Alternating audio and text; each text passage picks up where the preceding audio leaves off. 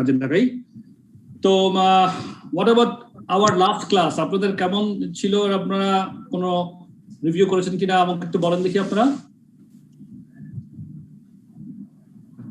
Sir আমি attend করতে পারি নাই, সো অফিস ছিল ওই দিন। লাস্ট ক্লাস ছিলেন না? না স্যার, ফার্স্ট ক্লাসটা মিস করে ফেলছি স্যার। মেলটা স্যার আমি একটু পরে চেক করেছি যখন, তখন আর অ্যাটেন্ড করার সময়টা ছিল না স্যার। Sorry for that. আপনারা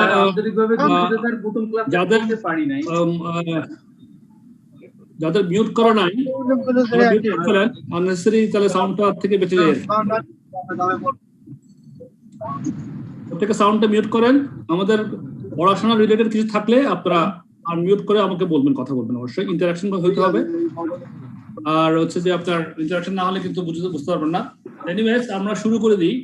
লাস্ট ক্লাসে আমরা যেটা করেছিলাম, অনেকেই ছিলেন লাস্ট ক্লাসে, যারা নতুন আসছেন তাদেরকে বলি যে আমাদের লাস্ট ক্লাসে কিন্তু ভালো ছিল। আমাদের প্রতিটা ক্লাস কিন্তু একটার পর একটা কিন্তু ধারাবাহিকভাবে অ্যাটেন্ড করতে হবে, আদারওয়াইজ কিন্তু বুঝবো না আমরা, কারণ প্রত্যেকটা মানে স্টেপ বাই স্টেপ আমাদের আগাতে হবে। তো সো আমরা চ্যাপ্টার 2 হচ্ছে বেসিক চ্যাপ্টার এই সাবজেক্টের। চ্যাপ্টার 2টা যদি আমরা ভালোভাবে আনতে পারি, তাহলে চ্যাপ্টার 3, 4, 5 এগুলা আমাদের জন্য সহজ। 6, 7, 8 এর মধ্যে গিয়ে আমাদের ভ্যারিয়েন্স অ্যানালাইসিস, 6, 7, 8 এর মধ্যে ওই যে সমস্ত ভ্যারিয়েন্স অ্যানালাইসিস সেগুলোও চ্যাপ্টার 1, 2, 3, 4, 5 এর উপরে নির্ভর করে ভ্যারিয়েন্স অ্যানালাইসিস গুলো হবে। সো বেসিক গুলো কিন্তু আমাদের আস্তে আস্তে করে আগাবে। সেজন্যই কোনো চ্যাপ্টার মিস দিব না, প্রথম থেকে আমরা বুঝে যাব। আর এই ধারাবাহিকতা যদি আমরা যেতে পারি, ইনশাআল্লাহ 30টা ক্লাসের মধ্যে আমাদের কিন্তু পরীক্ষা দেওয়ার মতো প্রিপারেশনটা হয়ে যাবে।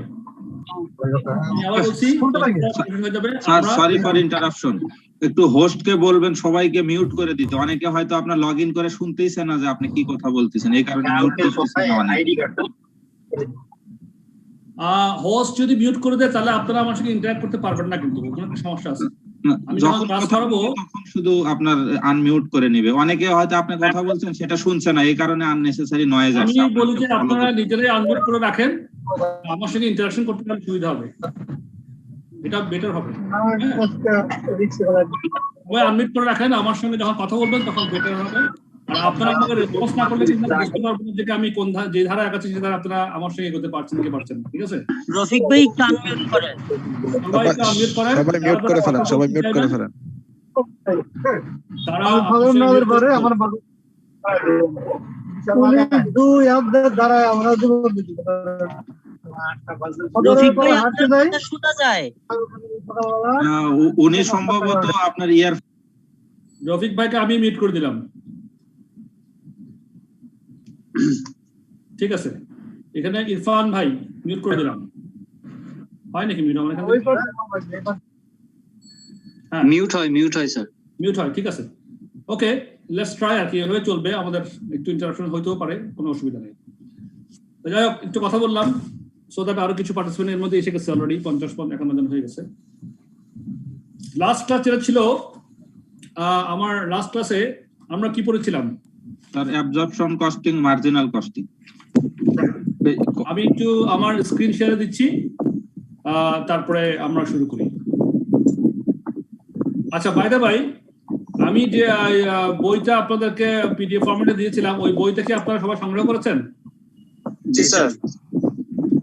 বইটা তো পিডিএফ ফরম্যাটে আমাদের কাছ থেকে গেছে, আমি আইসিবিবি তে দিয়েছিলাম, আইসিবিবি থেকে আপনাদেরকে ফরওয়ার্ড করার কথা, হয়তো সবাই পেয়ে গেছেন।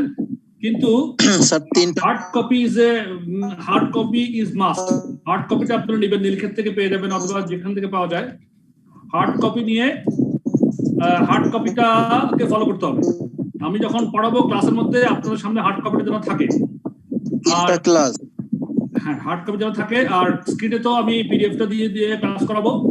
এই বইতে যা আছে আমাদের সিলেবাসটা পুরো কভার করবে, এবং এই বইটা আমরা কভার করে ফেলবো 30টা ক্লাসের মধ্যে ইনশাআল্লাহ। এবং এই 30টা ক্লাস করে কভার করতে পারলে আমাদের প্রিপারেশন 100% হয়ে যাবে, ফুললি হয়ে যাবে। আগে ছিল আমাদের প্র্যাকটিস। আরেকটা কথা বলে রাখি, স্যার আমাদের 3টা ক্লাস দিয়েছে, 3টা ক্লাস। জি 3টা ক্লাস। জি আরেকটা কথা বলি, 1 থেকে 3 পর্যন্ত মেইলে দিয়েছে। আপনারা ক্লাসের ধারাবাহিকতা পাবেন আস্তে আস্তে, পিডিএফ ফরম্যাট গুলো তো দেওয়া আছে না? জি 1 থেকে 3 পিডিএফ ফরম্যাটে তিনটা ক্লাস দিয়েছে ফাইল সবগুলো পাইছেন আপনারা? জি স্যার। জি স্যার জি স্যার পাইছি স্যার। ওকে ফাইন, এটা নিয়ে আমি আর কথা বলতে চাই না। যারা যারা পান নাই তারা জোগাড় করে নেবেন। এই বইটা হচ্ছে কি আপনার সীমা 2012-2013 12-13 সালের এডিশনের সীমা এডিশন 2012-2013 এই এডিশনের বইটা আপনারা মানে হার্ড কপি যেখান থেকে পারেন অবশ্যই জোগাড় করবেন। এই বইটা পড়তে পারলে আমাদের সিলেবাস পুরো কভার করবে। এরপরে আমরা অন্যান্য বই যদি আমাদের পড়ার স্কোপ থাকবে আমরা পড়বো, প্রশ্নগুলো সলিউশন করবো, ইনশাআল্লাহ হয়ে যাবে। তো লাস্ট ক্লাস যেটা করেছিলাম আমরা একটু রিভিউ করে আসি যে আমরা started from this traditional costing. আমরা ট্রেডিশনাল কস্টিং করছি। ট্রেডিশনাল কস্টিং এর মধ্যে আমাদের দুইটা পার্ট, একটা হচ্ছে আপনার মার্জিনাল কস্টিং, অ্যাবজর্পশন কস্টিং। এগুলো হচ্ছে ট্রেডিশনাল কস্টিং মেথড। এবং এটার সঙ্গে আমরা যে কি করছিলাম এখানে এই চ্যাপ্টারে যেটা পড়বো আমরা absorption costing and marginal costing. আপনারা আমরা স্ক্রিনটা দেখতে পাচ্ছেন পিডিএফ ফরম্যাটটা? জি স্যার। জি স্যার। দেখতে পাচ্ছি। Okay fine.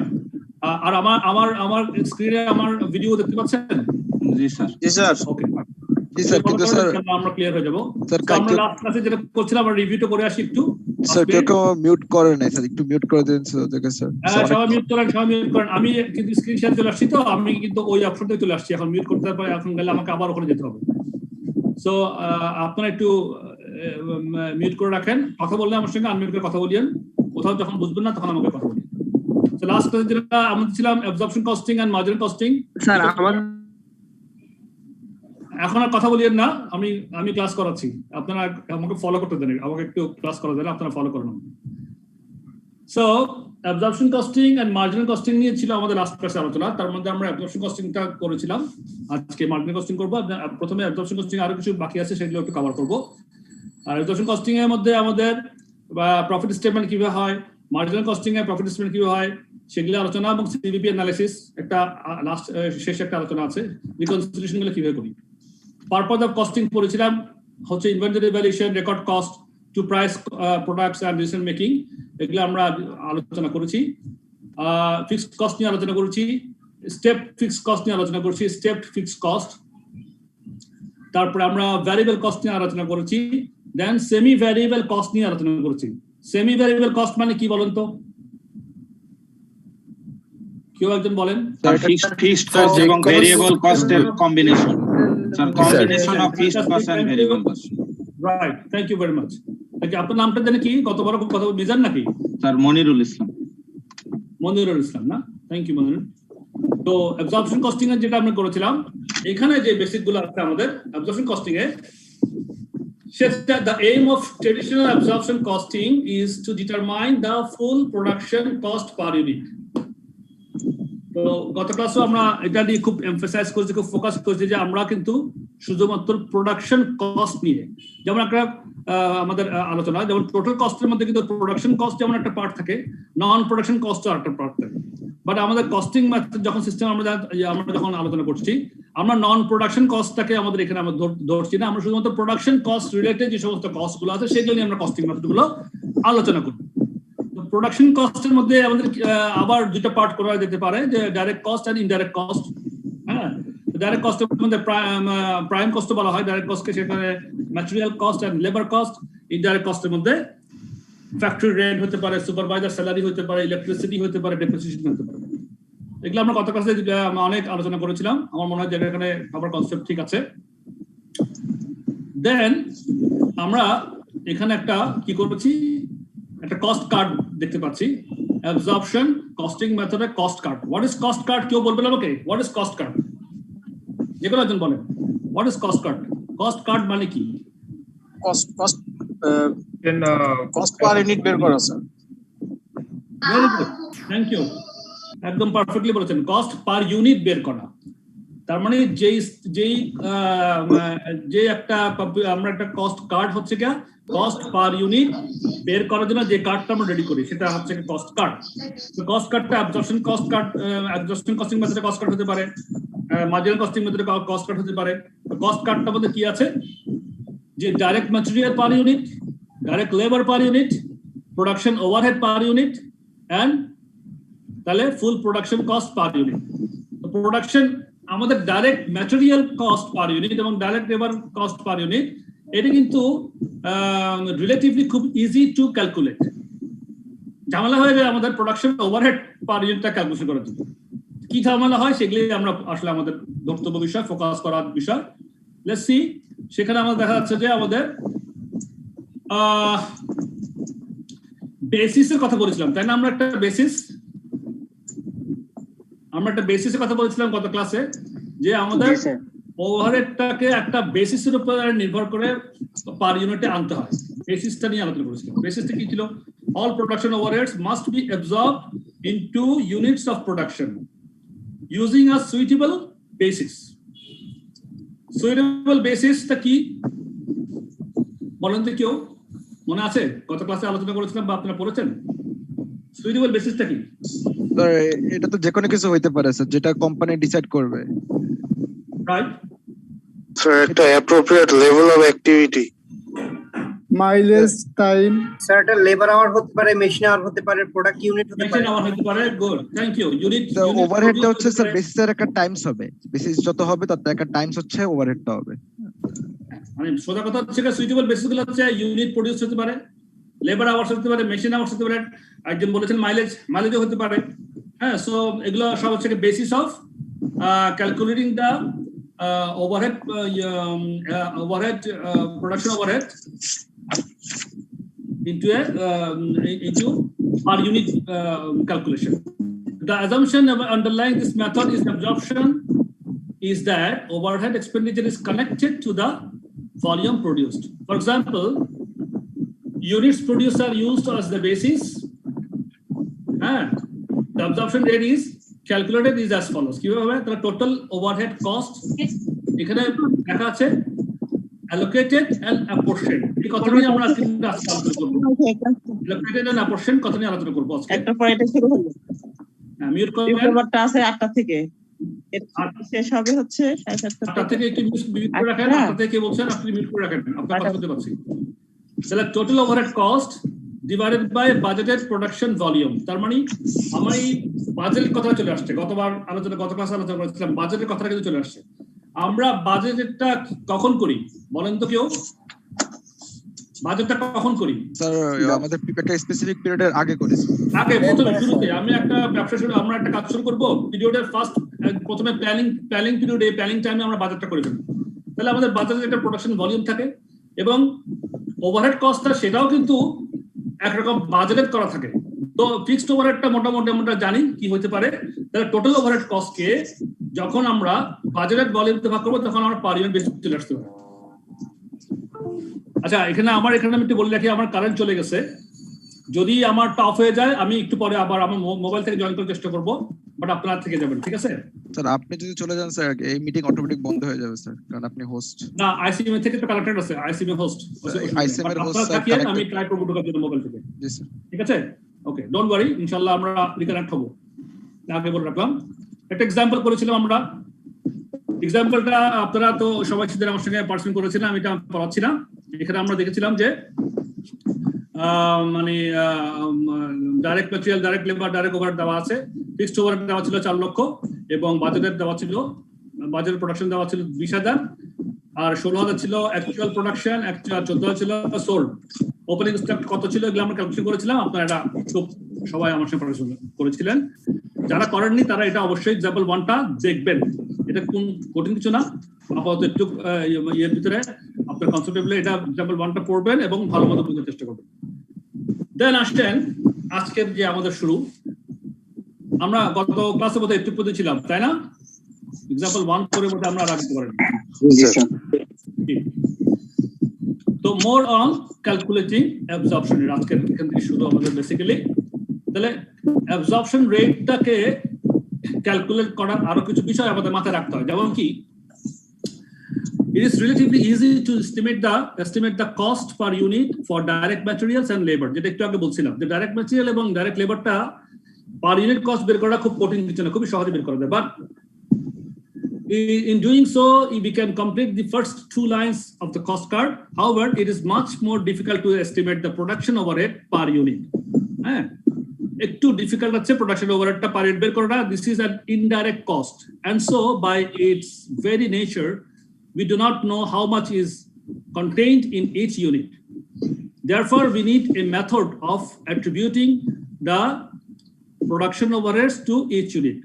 তো প্রোডাকশন ওভারহেড যেহেতু ব্যাপার আছে, এখানে অনেকগুলো বিষয় যেহেতু জড়িত থাকে, সেই বিষয়গুলোকে আনার জন্য কোনটা অ্যাপ্রোপ্রিয়েটলি কোন বেসিসে গেলে কিভাবে ভাগ করলে পার ইউনিটে আমাদেরটা অ্যাপ্রোপ্রিয়েট হয়, মোর অ্যাপ্রোপ্রিয়েট হয়, আই উড রাদার সে যে মোর অ্যাপ্রোপ্রিয়েট হয়, সেটাকে আমাদের একটু চিন্তা করে আমরা আমাদের ব্রেনস্টর্মিং করে সেটাকে বের করে নিতে হয়। এই জন্যই বলছি যে একটু ডিফিকাল্ট না, আসলে ডিফিকাল্ট সে হতো না, মানে আমি বুঝতে হবে যে আমি কিভাবে এটাকে ভাগ করে পার ইউনিট আনবো। আচ্ছা, সেক্ষেত্রে আমাদের তিনটা বিষয় আছে, একটা হচ্ছে ওভারহেড অ্যালোকেশন, আর একটা ওভারহেড অ্যাপরশনমেন্ট, আর একটা হচ্ছে ওভারহেড অ্যাবজর্পশন। তো এগুলা কি জিনিস? ওভারহেড অ্যালোকেশন দেখেন এখানে শব্দের মধ্যে কিন্তু অর্থ খুঁজে পাচ্ছেন, দেখেন আপনারা ওভারহেড অ্যালোকেশন, সিম্পল মাথায় চিন্তা করেন অ্যালোকেশন কি হতে পারে? অ্যালোকেশন কি হতে পারে বলুন তো আমাকে কেউ? আর ভাগ করে দেওয়া, বিভিন্ন সেগমেন্টে ভাগ করে দেওয়া, দিলাম ভাগ করে, অ্যালোকেশন গেল। আর কেউ বললেন তো অ্যাপরশনমেন্টটা কি হতে পারে? আচ্ছা, একটু পরে আসি। তাহলে ওভারহেড অ্যালোকেশন নিয়ে আমরা প্রথমে আলোচনা করে ফেলি। অ্যালোকেশন হচ্ছে কি? আচ্ছা, এখানে পড়ি কি যে accounting for overhead cost is an absorption costing system. In an absorption costing system can be quite complex, and production overhead costs are first allocated, then apportioned, and finally absorbed.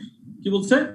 Production overhead cost first allocated, then apportioned, and finally absorbed. এই যে তিনটা ধারা, overhead allocation, overhead apportionment, and overhead absorption. তো allocationটা কি জিনিস? Allocationটা হচ্ছে indirect production costs are initially allocated to cost centers or cost codes. দেখেন আমি এখানে কিন্তু আপনাদেরকে একটা কথা বলি, সবাইকে বলি, এই সাবজেক্টে আমাদের কনসেপচুয়াল এমফাসাইজ করতে হবে 70%, কনসেপ্টটাকে ক্লিয়ার করার জন্য। এই সাবজেক্টের কম্পিটিশন গুলা, যোগ বিয়োগ গুণ ভাগ পার্সেন্টেজ, মোটামুটি সিম্পল, এগুলা জানা থাকলে কম্পিটিশনটা আমরা পারি, very easy. Competition is not difficult in this subject.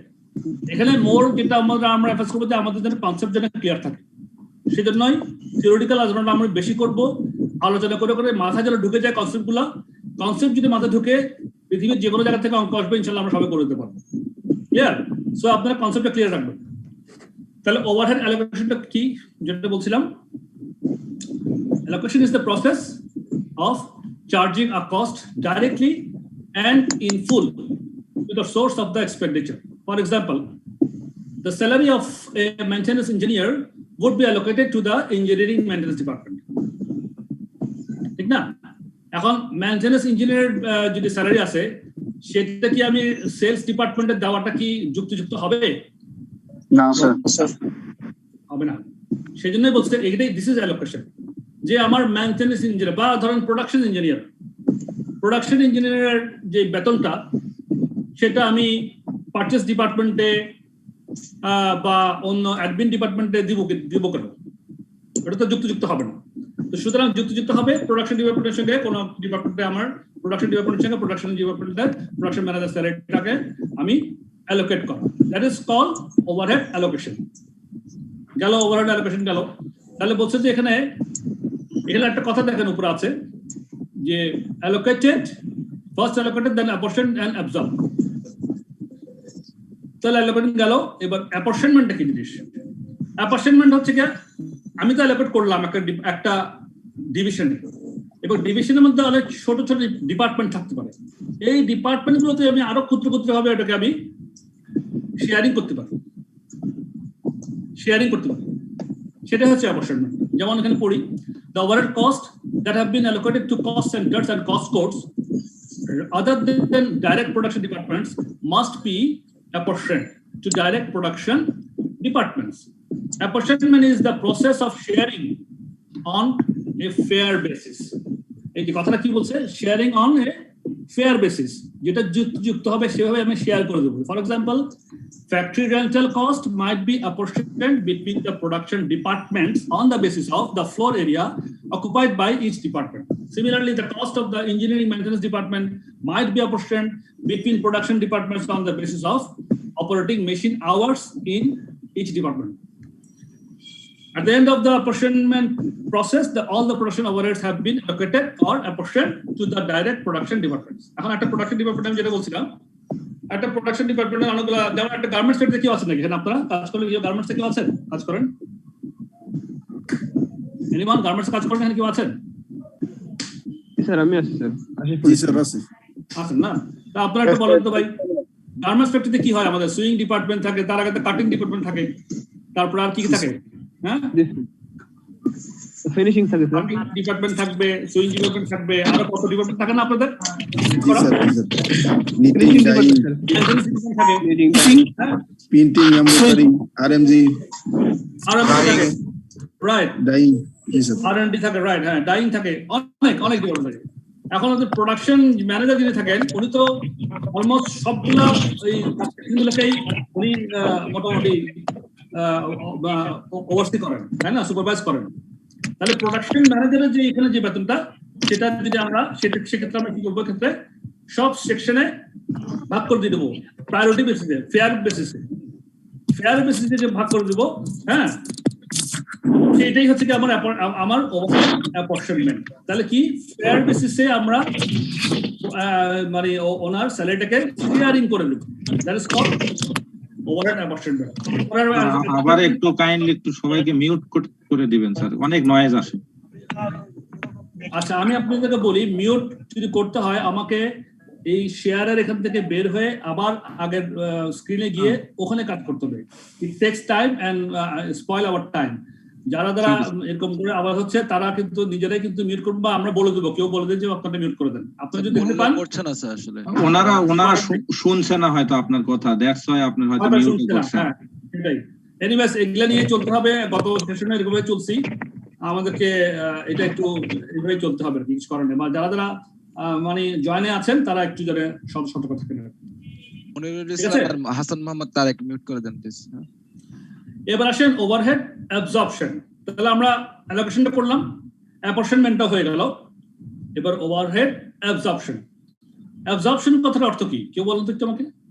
Overhead absorption কেউ বলতে পারবে? এক্স্যাক্টলি ওই স্পেসিফিক কাজটা কতটুকু পরিমাণ আপনার নিচ্ছে বা কতটুকু পরিমাণ তার জন্য আপনার ফেয়ার হবে, সেটাই আপনার অ্যাবজর্পশন। আর কেউ বলতে চান? স্যার আমরা আগে থেকে একটা মানে রেট ঠিক করে রাখি স্যার, যে আপনার ওভারহেড কোন রেটে হবে, সেই রেটটা আমরা অ্যাকচুয়াল প্রোডাকশন মানে বাজেটের দিয়ে আমরা মাল্টিপ্লাই করে আমরা অ্যাবজর্পশনটা বের করি, অ্যাবজর্পশন রেটটা বের করি। সরি বিষয়টা হচ্ছে অ্যাবজর্পশনটা হচ্ছে absorption rate. I mean, পড়লেই একদম clear. Absorption rate is calculated for each production department. This is the rate at which production overheads will be added to the cost of production going through the department. এখন দেখেন সাধারণত কি হয় absorption costing এ, আমরা একটা cost absorption cost per ইউনিটটা বের করি না? আমরা তো গত ক্লাসে আলোচনা করেছিলাম অ্যাবজর্পশন কস্ট পার ইউনিট বের করি। যখন প্রোডাকশন দিই, প্রোডাকশনটা আচ্ছা অ্যাবজর্পশন কস্ট পার ইউনিটে বের করে কিসের বেসিসে? আমাদের বাজেটেড প্রোডাকশনের বেসিসে, ঠিক কি না? জি স্যার। জি স্যার। হ্যাঁ, বাজেটেড প্রোডাকশনের বেসিসে টোটাল ওভারহেড কস্টকে বাজেটেড প্রোডাকশন ইউনিট দিয়ে ভাগ করলে পার ইউনিটটা বের হয়ে যায়। এখন যখন আমরা প্র্যাকটিক্যাল যখন প্রোডাকশন করতে যাই, তখন দেখা যাচ্ছে বাজেটের যে আমাদের প্রোডাকশন ইউনিট থাকে তার চেয়ে কম হয় বা বেশি হয়। কিন্তু কম হয় বেশি হলে কিন্তু আমরা কিন্তু ঠিক ওই রেটটা দিয়ে যেটা বের করি সেটা দিয়ে কিন্তু আমরা ওভারহেডটাকে ওখানে অ্যাবজর্ব করতে থাকি। যত প্রোডাকশন হচ্ছে তত আমার ওভারহেডটা অ্যাবজর্ব হচ্ছে, এইটাই হচ্ছে বিষয়। হ্যাঁ, তো সেখানে অ্যাবজর্পশনটা পুরোপুরি হয় না, কখনো ওভার হয়ে যায়, কখনো আন্ডার অ্যাবজর্পশন হয়ে যায়। এই কথাটা কি আপনারা বুঝতে পারছেন আমি কি বলতে চাচ্ছি? Yes sir. ওভারহেড অ্যাবজর্পশনটা কখনো ওভার হয়, কখনো আন্ডার হয়। কেউ বুঝেন না এরকম কেউ আছে? প্লিজ স্যার একটু এক্সপ্লেইন করে দিলে ভালো হয়, একটা উদাহরণ দিলে। উদাহরণ আমার এখানে ক্লাসেতে কেউ দেন দেখি। স্যার আমরা বাজেট করেছিলাম 20,000 পিসের, কিন্তু আমরা লাস্টে প্রোডাকশন করতে করতে দেখা গেল যে 22,000 পিস প্রোডাকশন করে ফেলছি। এটা হচ্ছে ওভার। হ্যাঁ অনেক সময় দেখা যায় যে আমরা 20,000 পিসের বাজেট করছি, কিন্তু আমরা বিভিন্ন সমস্যার কারণে 18,000 পিসের প্রোডাকশন করছি। স্যার এটা মাঝে মধ্যে স্যার আমাদের ধরেন স্যার কোনো ইনডিরেক্ট এক্সপেন্সেস বেশি খরচ চলে গেছে মানে বাজেটের থেকে, তখন আমাদের ওভার হয়ে যেতে পারে। ভেরি গুড, খুব সুন্দর করে বলছেন আপনারা। একটা যদি একেবারে অঙ্ক দিয়ে যদি বোঝানোর চেষ্টা করি, 4 লক্ষ টাকা আমার ফিক্সড প্রোডাকশন ফিক্সড ওভারহেড, আমার 20,000 টাকা যদি 20,000 যদি ইউনিট প্রোডাকশনের যদি আমার বাজেট থাকে তাহলে কত হয়? 4 লক্ষ ভাগ 20,000 কত হয়? 4 লক্ষ ভাগ 20,000 20 টাকা হয় না? 20 টাকা, তাহলে আমি 20 টাকা করে মানে পার ইউনিটে আমি ওভারহেডটাকে ফিক্সড ওভারহেডটাকে আমি অ্যাবজর্ব করতে থাকি। এখন যদি 18,000 হয়ে যায় প্রোডাকশনটা, তাহলে কত করব? 4 লক্ষ করতে পারলাম না স্যার, তখন বললাম 18 দুগুণ 30,000 টাকা করলাম, তাই না? আন্ডার ই হলো স্যার, আন্ডার অবজারভেশন হয়ে গেল এটা। আমরা যদি 22,000 করি তাহলে কি করব? 22,000 গুণ 20 টাকা, তাহলে কত হবে? 44,000 টাকা হয়ে যাবে। কিন্তু আমাদের বাজেটের ফিক্সড ওভারহেড কস্ট কত? 40,000 টাকা। তাহলে সেক্ষেত্রে হয়ে যাবে ওভার অবজারভেশন। কথা ক্লিয়ার? জি স্যার। ওকে, এটা নিয়ে একটু পরে আবার আরেকটা আলোচনা আছে, তখন আরো বেশি আমরা ক্লিয়ার করব। এরপর আসেন কি হয় এখন। তাহলে একটা বেসিসে কথা বলছিলাম যে অ্যাবজর্পশন রেটটা যখন আমরা একটা প্রোডাক্ট সিঙ্গেল প্রোডাক্ট, হ্যাঁ আমাদের শুধু একটা প্রোডাক্ট, তখন আমাদের জন্য সহজ বেসিসটা বের করা। ইউনিট অফ প্রোডাকশন দিয়ে ভাগ করলে আমাদের হয়ে যায়, তাই না? একটা যদি প্রোডাক্ট হয়, যদি একটা প্রোডাক্টের বেশি হয় তখন কি করব? তখন তো ইউনিট অফ প্রোডাকশন আমি কিভাবে এটা বুঝবো, তাই না? একটা প্রশ্ন চলে আসে না? যদি আমার একটা সিঙ্গেল প্রোডাক্ট হয় তাহলে আমি খুব ইজিলি এটা অ্যাবজর্পশনটা বের করতে পারছি। ওই এক সিঙ্গেল প্রোডাক্টের ইউনিট দিয়ে আমার টোটাল ওভারহেডকে সিঙ্গেল প্রোডাক্টের ইউনিট ভাগ করলে এবার চলে আসতেছে পার ইউনিট কস্ট আমি বের করতে পারতেছি। কিন্তু যদি আমার একাধিক প্রোডাক্ট হয় তাহলে তো এক একটা প্রোডাক্টের প্রোডাকশন ইউনিট তো ডিফারেন্ট। সেক্ষেত্রে আমি কি করতে পারি? তাহলে সেক্ষেত্রে কি এগুলো আমাদের আছে, direct labour hours, machine hours. Weight বের করে করতে পারেন স্যার এখানে? জি, যদি আমাদের বিভিন্ন প্রোডাক্ট হয়, প্রোডাক্টের বিভিন্ন রকম হয়, তাহলে ওয়েট বের করব আমরা, প্রোডাক্টের ওয়েট বের করে করতে পারি কিনা স্যার? ওয়েট, হ্যাঁ হতে পারে, কেন হতে পারে না? আমার যদি স্পেসিফিক যদি সেখানে ওটাকে যদি আমার যুক্তিযুক্ত মনে হয় তাহলে হইতেও পারে। এখন আমি এভাবে কেন বললাম এটাও আপনাকে বুঝতে হবে। হইতেও পারে এভাবে বললাম যে you have to decide the basis about the basis. বুঝতে পারছেন কোন বেসিসে করলে প্রোডাকশন ওভারহেডটা আপনি মোর অ্যাপ্রোপ্রিয়েটলি ওখানে অ্যাবজর্ব করার জন্য ইউনিট কস্ট বের করতে করলেন, সেটা আপনাকে ডিসিশন নিতে হবে। এটা এক একটা প্রোডাকশনের ক্ষেত্রে এক এক ধরনের স্টাইলে এক এক ধরনের হইতে পারে না। হাজার হাজার লক্ষ লক্ষ আমাদের প্রোডাকশন ইউনিট আছে, তাই না? বিভিন্ন ধরনের ক্যাটাগরি আছে। কোথায় কি লাগবে আপনি ডিসিশন নেবেন অ্যাজ এ কস্ট অ্যাকাউন্টেন্ট। এটা আপনার ডিউটি যে আপনি এটা কিভাবে অ্যালোকেট করবেন। তাহলে এখানে কি বলছে? এই জিনিসটাই হচ্ছে আমার ব্রেইনস্টর্মিং সেশন। ওখানে more usually organisations produce different products or carry out non standard jobs for customers. Non standard jobs, তাহলে স্ট্যান্ডার্ড জব কি জিনিস এটা কি? এটা তো একটু বলা দরকার ছিল, তাই না? স্ট্যান্ডার্ড জব, স্ট্যান্ডার্ড কথা, স্ট্যান্ডার্ড কস্ট, এগুলা প্রায় সময় পাবেন আপনারা এই সাবজেক্টে। মানে বাজেটের যেটা আছে সেটাকেও স্ট্যান্ডার্ড বলা যেতে পারে। যেটা আমরা বাজেট করলাম সেটা স্ট্যান্ডার্ড, বা যেটা আমরা প্ল্যান করলাম সেটা স্ট্যান্ডার্ড। হ্যাঁ, তো তাহলে নন স্ট্যান্ডার্ড হচ্ছে তার ঠিক opposite. Production volume is commonly measured as one of the following. কিভাবে হয়? Direct labour hours work in the department and the absorption rate is a rate per direct labor hour work. কখনো কখনো দেখা যাবে আমার কাছে মনে হচ্ছে, আমাদের কাছে মনে হতে পারে যে ডাইরেক্ট লেবার আওয়ার তাই হচ্ছে কি অ্যাপ্রোপ্রিয়েট, মানে ওই যে কস্ট রেটটা বের করার জন্য, অ্যাবজর্পশন রেটটা বের করার জন্য ডাইরেক্ট লেবার আওয়ার কোন প্রোডাক্টে কত লাগে সেই বেসিসে আমি অ্যাবজর্পশন কস্ট রেটটাকে বের করবো। কখনো কখনো এরকম মনে হতে পারে। আবার কখনো মনে হতে পারে না, ডাইরেক্ট লেবার আওয়ার থেকে আমার মেশিন আওয়ারটা বেশি ইফেক্টিভ, মেশিন আওয়ারটা বেশি আমাকে ইনফ্লুয়েন্স করে, এখানে বেশি মেশিন আওয়ার লাগে। তাহলে কোন প্রোডাক্টে কত মেশিন আওয়ার লাগতেছে তখন সেই হিসাবে চলে যেতে হবে। হ্যাঁ, এভাবে আমরা হিসাব করবো। তখন machine hours work in department and absorption rate is rate per machine hour operated. তাহলে কোন প্রোডাক্টে কত মেশিন আওয়ার অপারেট করলো সেই বেসিসে তখন আমি মেশিন আওয়ার বেসিসে তখন যে ওভারহেড কস্টটাকে হিসাব করবো। আবার sometimes the cost of direct labor might be used as a measure of production volume, and the absorption rate is then calculated as a percentage of direct labor cost. অনেক সময় দেখা যাচ্ছে না ডাইরেক্ট লেবার কস্টটা হিসাব করতেছি, তখন আর labour আওয়ারটা না, ওই যে পার্সেন্টেজ অনুযায়ী মেজার আমরা করলাম। Sometimes the cost of direct labor might be used as a measure of production volume, and the absorption rate is then calculated as a percentage of direct labor cost. এইগুলো হচ্ছে মোটামুটি ধারণা। এগুলোর ঠিক ঘুরে ফিরে দেখবেন যে আপনাদের প্রবলেমগুলা যেগুলো আসবে আমাদের বইতে, আমাদের সাবজেক্টে, এই ডাইরেক্ট মেশিন আওয়ার নাকি ডাইরেক্ট লেবার আওয়ার নাকি আমার প্রোডাকশন ইউনিট, কোন বেসিসে আমরা এই অ্যাবজর্পশন কস্টিং অ্যাবজর্পশন রেটটা বের করব, সেই বিষয়টা আমাদের সামনে বারবার আসবে এবং আমাদের ডিসাইড করে সেটাকে পারফেক্ট ইয়েটাকে সিদ্ধান্ত নিয়ে আমরা সেভাবে আমরা অ্যালোকেশন বা অ্যাবজর্পশনে যাব। ক্লিয়ার কথাটা? জি স্যার। এটা কিন্তু খুব একটা ভাইটাল ইম্পর্টেন্ট ইস্যু। এই বিষয়ে কারো কোনো প্রশ্ন থাকলে বলেন, না থাকলে আগাবো। Fine, thank you.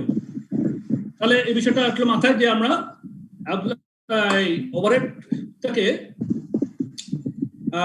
তাহলে কতভাবে করতে পারি, তিনটা বিষয় আমি বেশি ফোকাস করতেছিলাম এখানে। কি কি বলুন তো একটু আপনারা?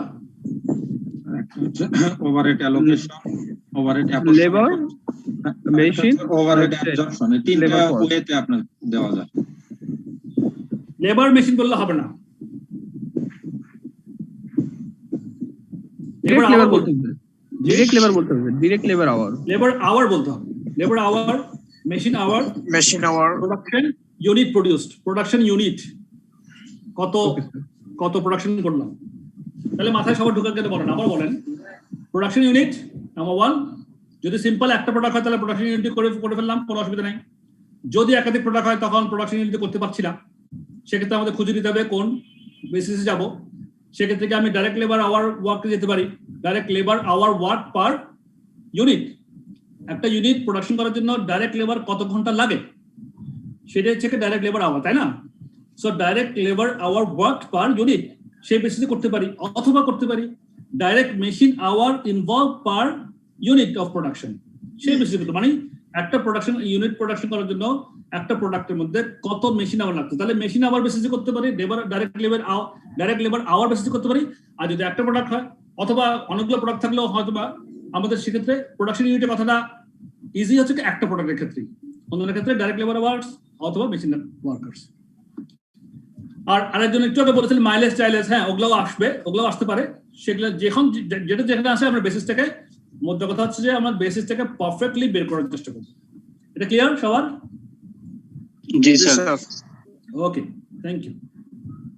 এবার আসেন প্রি-ডিটারমাইন্ড অ্যাবজর্পশন রেটস। প্রি-ডিটারমাইন্ড মানে কি?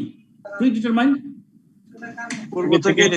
আগে থেকে পিরিয়ড শেষ হওয়ার আগে থেকেই, মানে পিরিয়ড শুরু হওয়ার আগে থেকে আমরা, রাইট। এটা দেখেন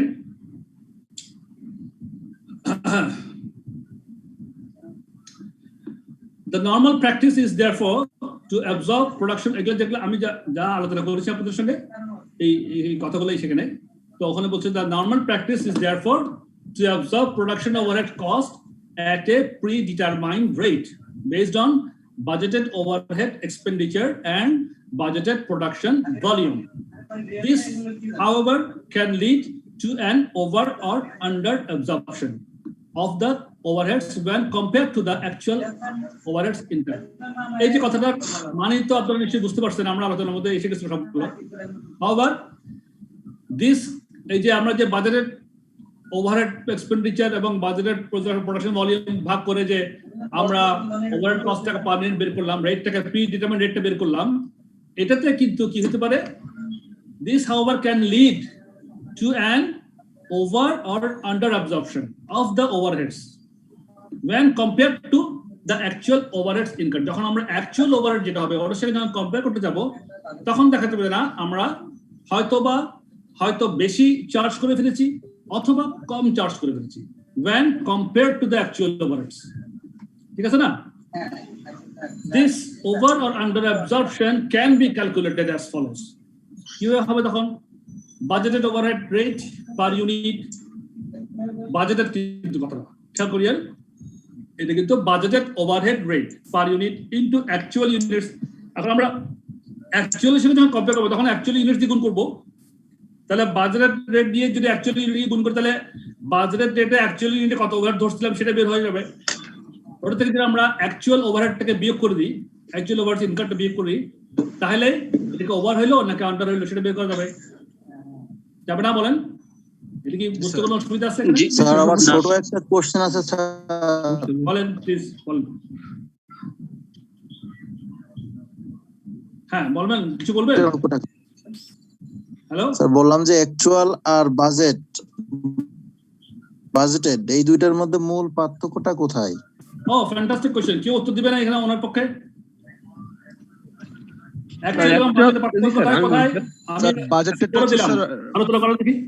বাজেটটা হচ্ছে স্যার মানে প্ল্যানিং স্টেজে আমরা কোন পিরিয়ড শুরুর আগে করি, আর অ্যাকচুয়ালটা আমরা এর উপরে আর হ্যাঁ অ্যাসাম্পশনের উপরে বা পাস্ট ডাটার উপরে নির্ভর করে, কিন্তু আর অ্যাকচুয়ালটা হচ্ছে আমরা পিরিয়ড শেষে পাই যখন একদম অ্যাকচুয়ালি কাজটা শেষ হয়। স্যার মিজান বলছে আচ্ছা বাজেট করছিলাম কত, অ্যাকচুয়াল প্রোডাকশন কত বা ইউনিট কত, ওইটার উপর ডিপেন্ড করে।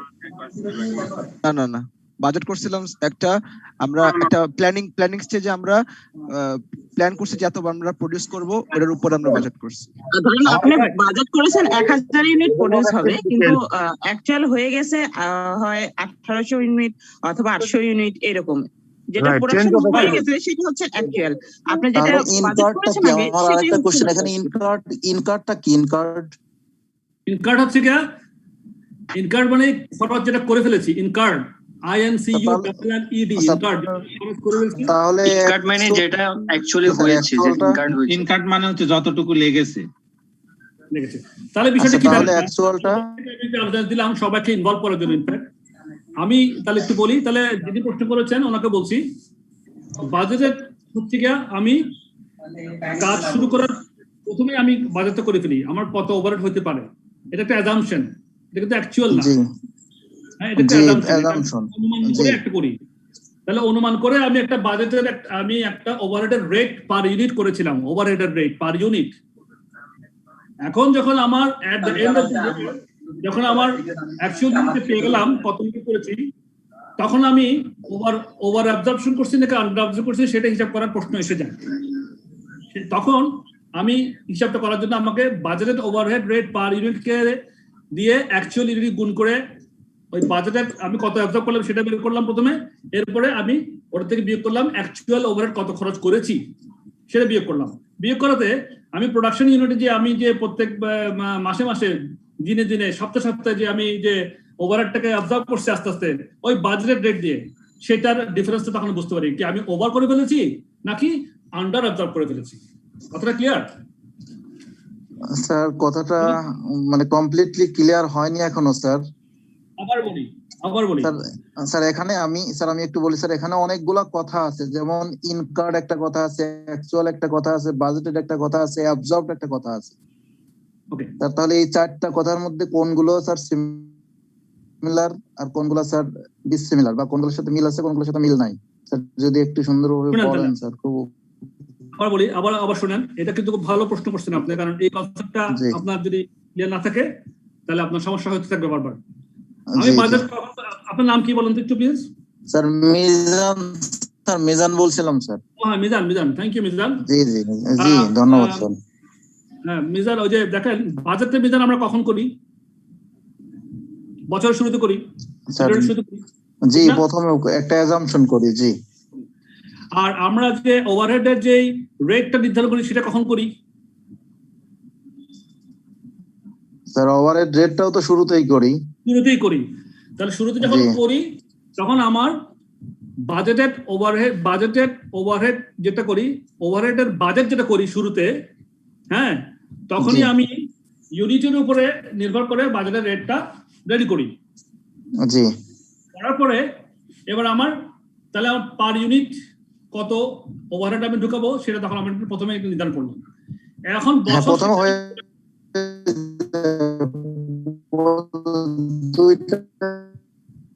আপনি আমার কথা শুনেন, আমি আপনার কথা শুনতে পাচ্ছি না, ব্রোকেন আসতেছে। অ্যাজাম্পশন থাকে। জি স্যার বলেন। জি শুনুন আমার কথাটা আমি শেষ করি, তারপর হ্যাঁ জি স্যার, আমার স্যার জি আমি তাহলে বাজেট করতেছি কখন? বছরের শুরুতে করার পরে আমি রেট ঠিক করলাম, ঠিক করার পরে সারা বছর ওটাকে আমি ইনপুট দিতে থাকলাম আমার কস্টিং এ, আমার অ্যাকাউন্টিং এর মধ্যে। আমি যত প্রোডাকশন করলাম আমি বাজেটের রেটকে আমি ইনপুট দিয়ে দিই। হ্যাঁ, ইনপুট দিতে দিতে দিতে দিতে দিতে দিতে বছরের শেষে এসে আমি দেখলাম যে আমার যে অ্যাকচুয়াল ফিগারটা পাইলাম যে আসলে কত প্রোডাকশন করেছি আমি। হয় কি অ্যাবজর্পশন কস্টিং মেথডে আমি সারা বছর ধরে আমার ফিক্স যে আমার বাজেটের রেট দিয়ে কিন্তু আমি ওটাকে ইনপুট দিতে থাকি কস্টিং বা অ্যাকাউন্টিং এ। হ্যাঁ, আমার কস্ট ওটা হচ্ছে বেসমেন্ট হিসেবে ইউজ করি। হ্যাঁ জি, হ্যাঁ, কস্ট অফ সেল আমার বাড়তে থাকে ওটাতে আমার হতে থাকে। ওই যে আমি অ্যাবজর্পশন যেটা বাজেট করেছি সেটার উপরে।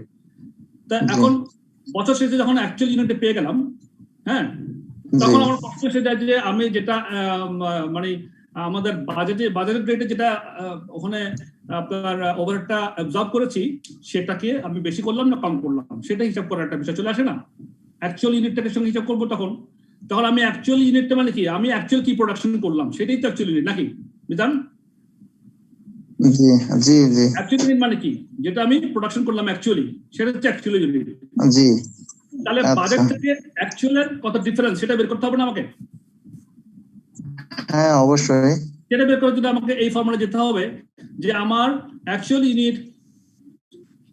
ইউনিটের জন্য আমি বাজেটের রেট হিসেবে কত টাকা চার্জ করেছি অলরেডি অ্যাকাউন্টসে। হ্যাঁ, এটা থেকে আমি বিয়োগ করবো অ্যাকচুয়ালি আমার কত টাকা খরচ হয়েছে। ঠিক আছে, একটু বুঝে ঠিক আছে? মিজান রেসপন্স করেন স্যার। আমি হ্যাঁ নেটের ঝামেলা। আপনি আমরা একটু করছেন কিনা বলেন। জি স্যার বলেন। Okay fine. না স্যার আমি ডেটা দিয়ে শুনতেছি। জি মোবাইলে। তাহলে একটু করতে আপনি স্যার শুনতে পাচ্ছেন? হ্যাঁ আমি শুনতে পাচ্ছি। তাহলে হচ্ছে কি শুনতে পাচ্ছেন আমাকে? হ্যাঁ স্যার আমার জি। আপনি শুনতে পাচ্ছেন? জি জি স্যার, আমার এখানে কারেন্ট নাই, আমি মোবাইলে ডেটা দিয়ে স্যার শুনতেছি কোনো মতো স্যার। আচ্ছা, খুব কষ্ট করে। আপনাকে দরকার হলে এটা নিয়ে 1 ঘন্টা শেখাবো, অসুবিধা নেই। কিন্তু আমি ছেড়ে যেতে যাচ্ছি না, কারণ এটা খুব ভাইটাল পয়েন্ট। সবাই অংশগ্রহণ করতে। না স্যার, এটা খুব হ্যাঁ খুব ট্রিকি ইস্যু স্যার এটা স্যার, অ্যাবজর্পশন কস্টিং। একটু না, কিন্তু এটা ভেরি ইজি ইস্যু, আসলে ঠিকই মনে করেন না, it's very easy issue. Just শুনেন, আমার বাজেট যা করেছিলাম বাজেট রেট দিয়ে আমি অ্যাকচুয়ালি বাজেট রেট দিয়ে আমি প্রোডাকশন করে বলেন না, বাজেট রেট দিয়ে আমি সারা বছর ধরে আমার রেটটাকে ইনপুট দিয়েছি অ্যাকাউন্টসে। জি, এখন বছর শেষে যখন অ্যাকচুয়ালি ইউনিটের ফিগারটা পেয়ে গেছি, তখন আমি এটা করব যে আমি বাজেটের রেট হিসেবে যেটা ঢুকিয়েছি সেটা আমার অ্যাকচুয়াল থেকে কত বেশি হইলো না কম হইলো। ধরুন বেশি হইলো, হ্যাঁ, কারণ বাজেটে বেশি করছি, তাহলে আমি অ্যাকচুয়াল ইউনিট থেকে অ্যাকচুয়াল খরচ থেকে বাজেটের খরচ কত বেশি করলাম সেই হিসাবটা করার জন্য এইটাতে ফেললাম আমরা, যে budgeted rate per unit into actual units minus actual overhead. এই হচ্ছে কথা। ইনকার্ড মানে খরচ করে ফেলেছি, অ্যাকচুয়াল ওভারহেড ইনকার্ড মানে অ্যাকচুয়াল ওভারহেড যেটা আমি খরচ করে ফেলেছি। বাজেটের যা ছিল ওটা হিসেবে কত ইনপুট দিয়েছিলাম, আমি অ্যাকচুয়ালি কত করেছিলাম। যে ডিফারেন্স হবে সেটা হয় বেশি হবে অথবা কম হবে। স্যার ইনকার্ড আর অ্যাকচুয়ালের মধ্যে কি কোনো পার্থক্য আছে? ইনকার্ড মানে খরচ হয়ে যাওয়া, ইনকার্ড মানে আর অ্যাকচুয়াল আর স্যার অ্যাকচুয়ালটাই ইনকার্ড। আচ্ছা, অ্যাকচুয়াল মিন্স অ্যাকচুয়াল ওভারহেডস ইনকার্ড মানে আমার অ্যাকচুয়াল ওভারহেড কত খরচ হয়েছে, ইনকার্ড মানে কত খরচ হয়েছিল। আচ্ছা আচ্ছা ওকে, এবার নিশ্চয়ই মিজান ক্লিয়ার আপনি? আচ্ছা ওকে, তাহলে sir actual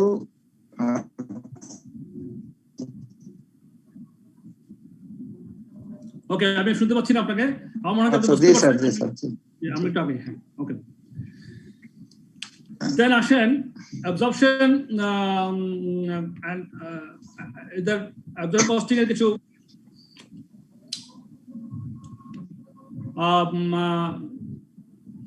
advantage and disadvantage, এগুলা আমি একটু হালকা করে বলে যাচ্ছি। Fixed production cost can be large proportion of the total production cost incurred unless production overheads are absorbed into product cost. A large proportion of cost would be excluded from the measurement of the product cost. আচ্ছা, এগুলা আপনারা অঙ্ক করার সময় আরো একটু clearly বুঝতে পারবেন সুবিধাগুলো কি এবং অসুবিধাগুলো কি। আর হচ্ছে আপনার absorption costing follows the matching concept, এটাও বুঝতে পারবেন।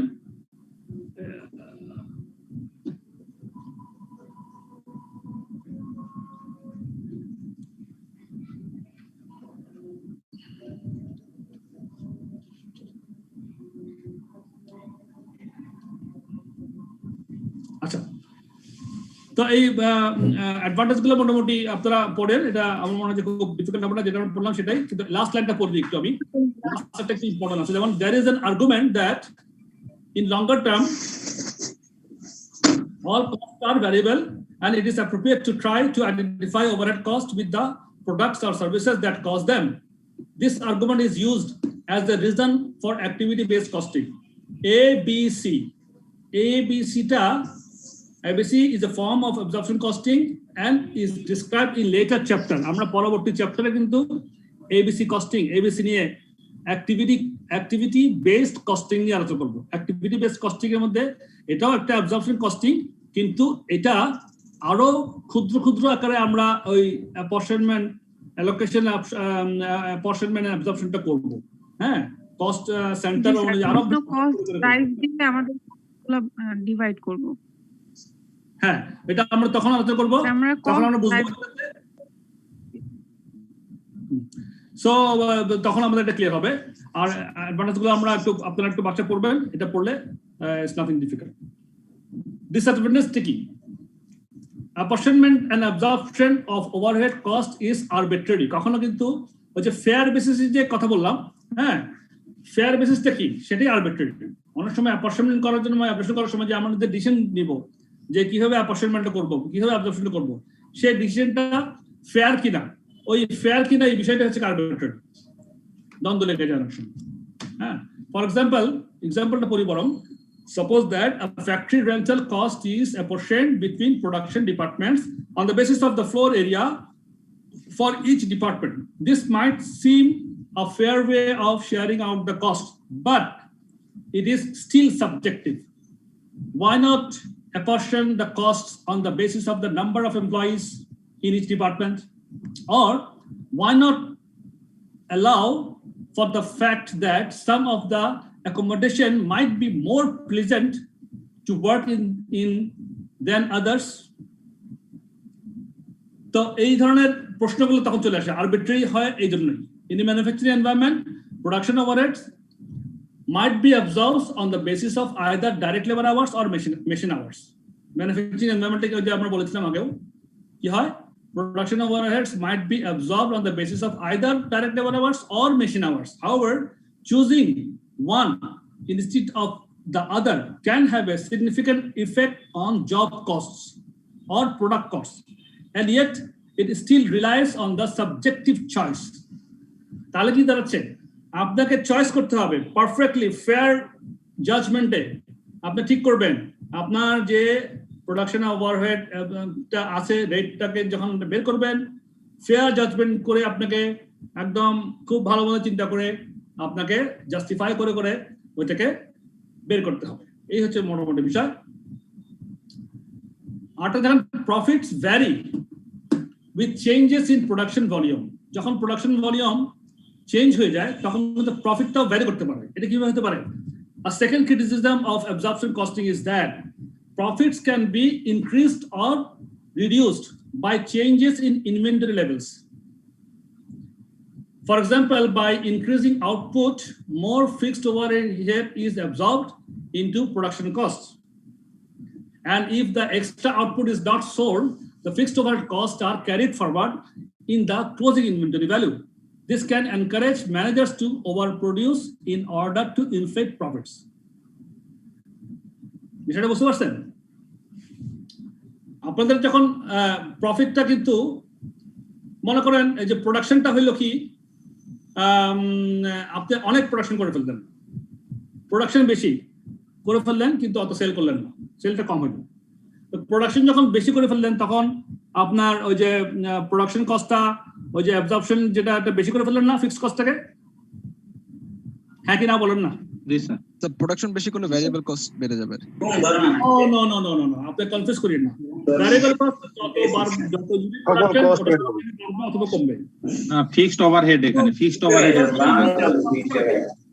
এক স্যারকে কথা বলতে দেন। আমি যে ফিক্সড কস্টটা যে অ্যাবজর্পশন করব এটা তো একটা ফিক্সড রেটের উপর করতেছি, তাই না? স্যার আপনার কথা বুঝতেছি না স্যার, একজন কথা বলতেছে। এই কথা বলতেছি যে মিউট করেন। ইমরান ভাই ইনি হয়তো বুঝেন না যে মিউট আর আনমিউট কি। আর মনিরুল ভাই আপনিও ইমরান ভাইকে বলেন মিউট করতে। মিউট করছেন? জি স্যার, এখন বলেন। তাহলে কি হচ্ছে, আমরা কিন্তু আপনি কে বলছেন জানি, মিজান নাকি? না, আমি ফাহাদ। ফাহাদ সুন্দর প্রশ্ন করছেন, দেখেন এটা কিন্তু ভাইটাল প্রশ্ন। আপনি বললেন যে ভ্যারিয়েবল ওভারহেড। হ্যাঁ, ভ্যারিয়েবল ওভারহেড তো আমার যত প্রোডাকশন তত ভ্যারিয়েবল ওভারহেড। ভ্যারিয়েবল নিয়ে কোনো সমস্যা নেই, ভ্যারিয়েবল পোর্শনটা নিয়ে কোনো সমস্যা নেই। প্রোডাকশন আমি যা করবো ভ্যারিয়েবলটা তখন খরচ করলে হলো। ভ্যারিয়েবল মানে লাগলে করবো, না লাগলে করবো না। ফিক্সটা কিন্তু না লাগলেও করতে হবে, লাগলেও তো করতে হবেই, না লাগলেও কিন্তু ফিক্সড হতেই থাকবে, ঠিক না? ফিক্সটা করলে আমার প্রোডাকশনের উপর নির্ভর করতেছে না।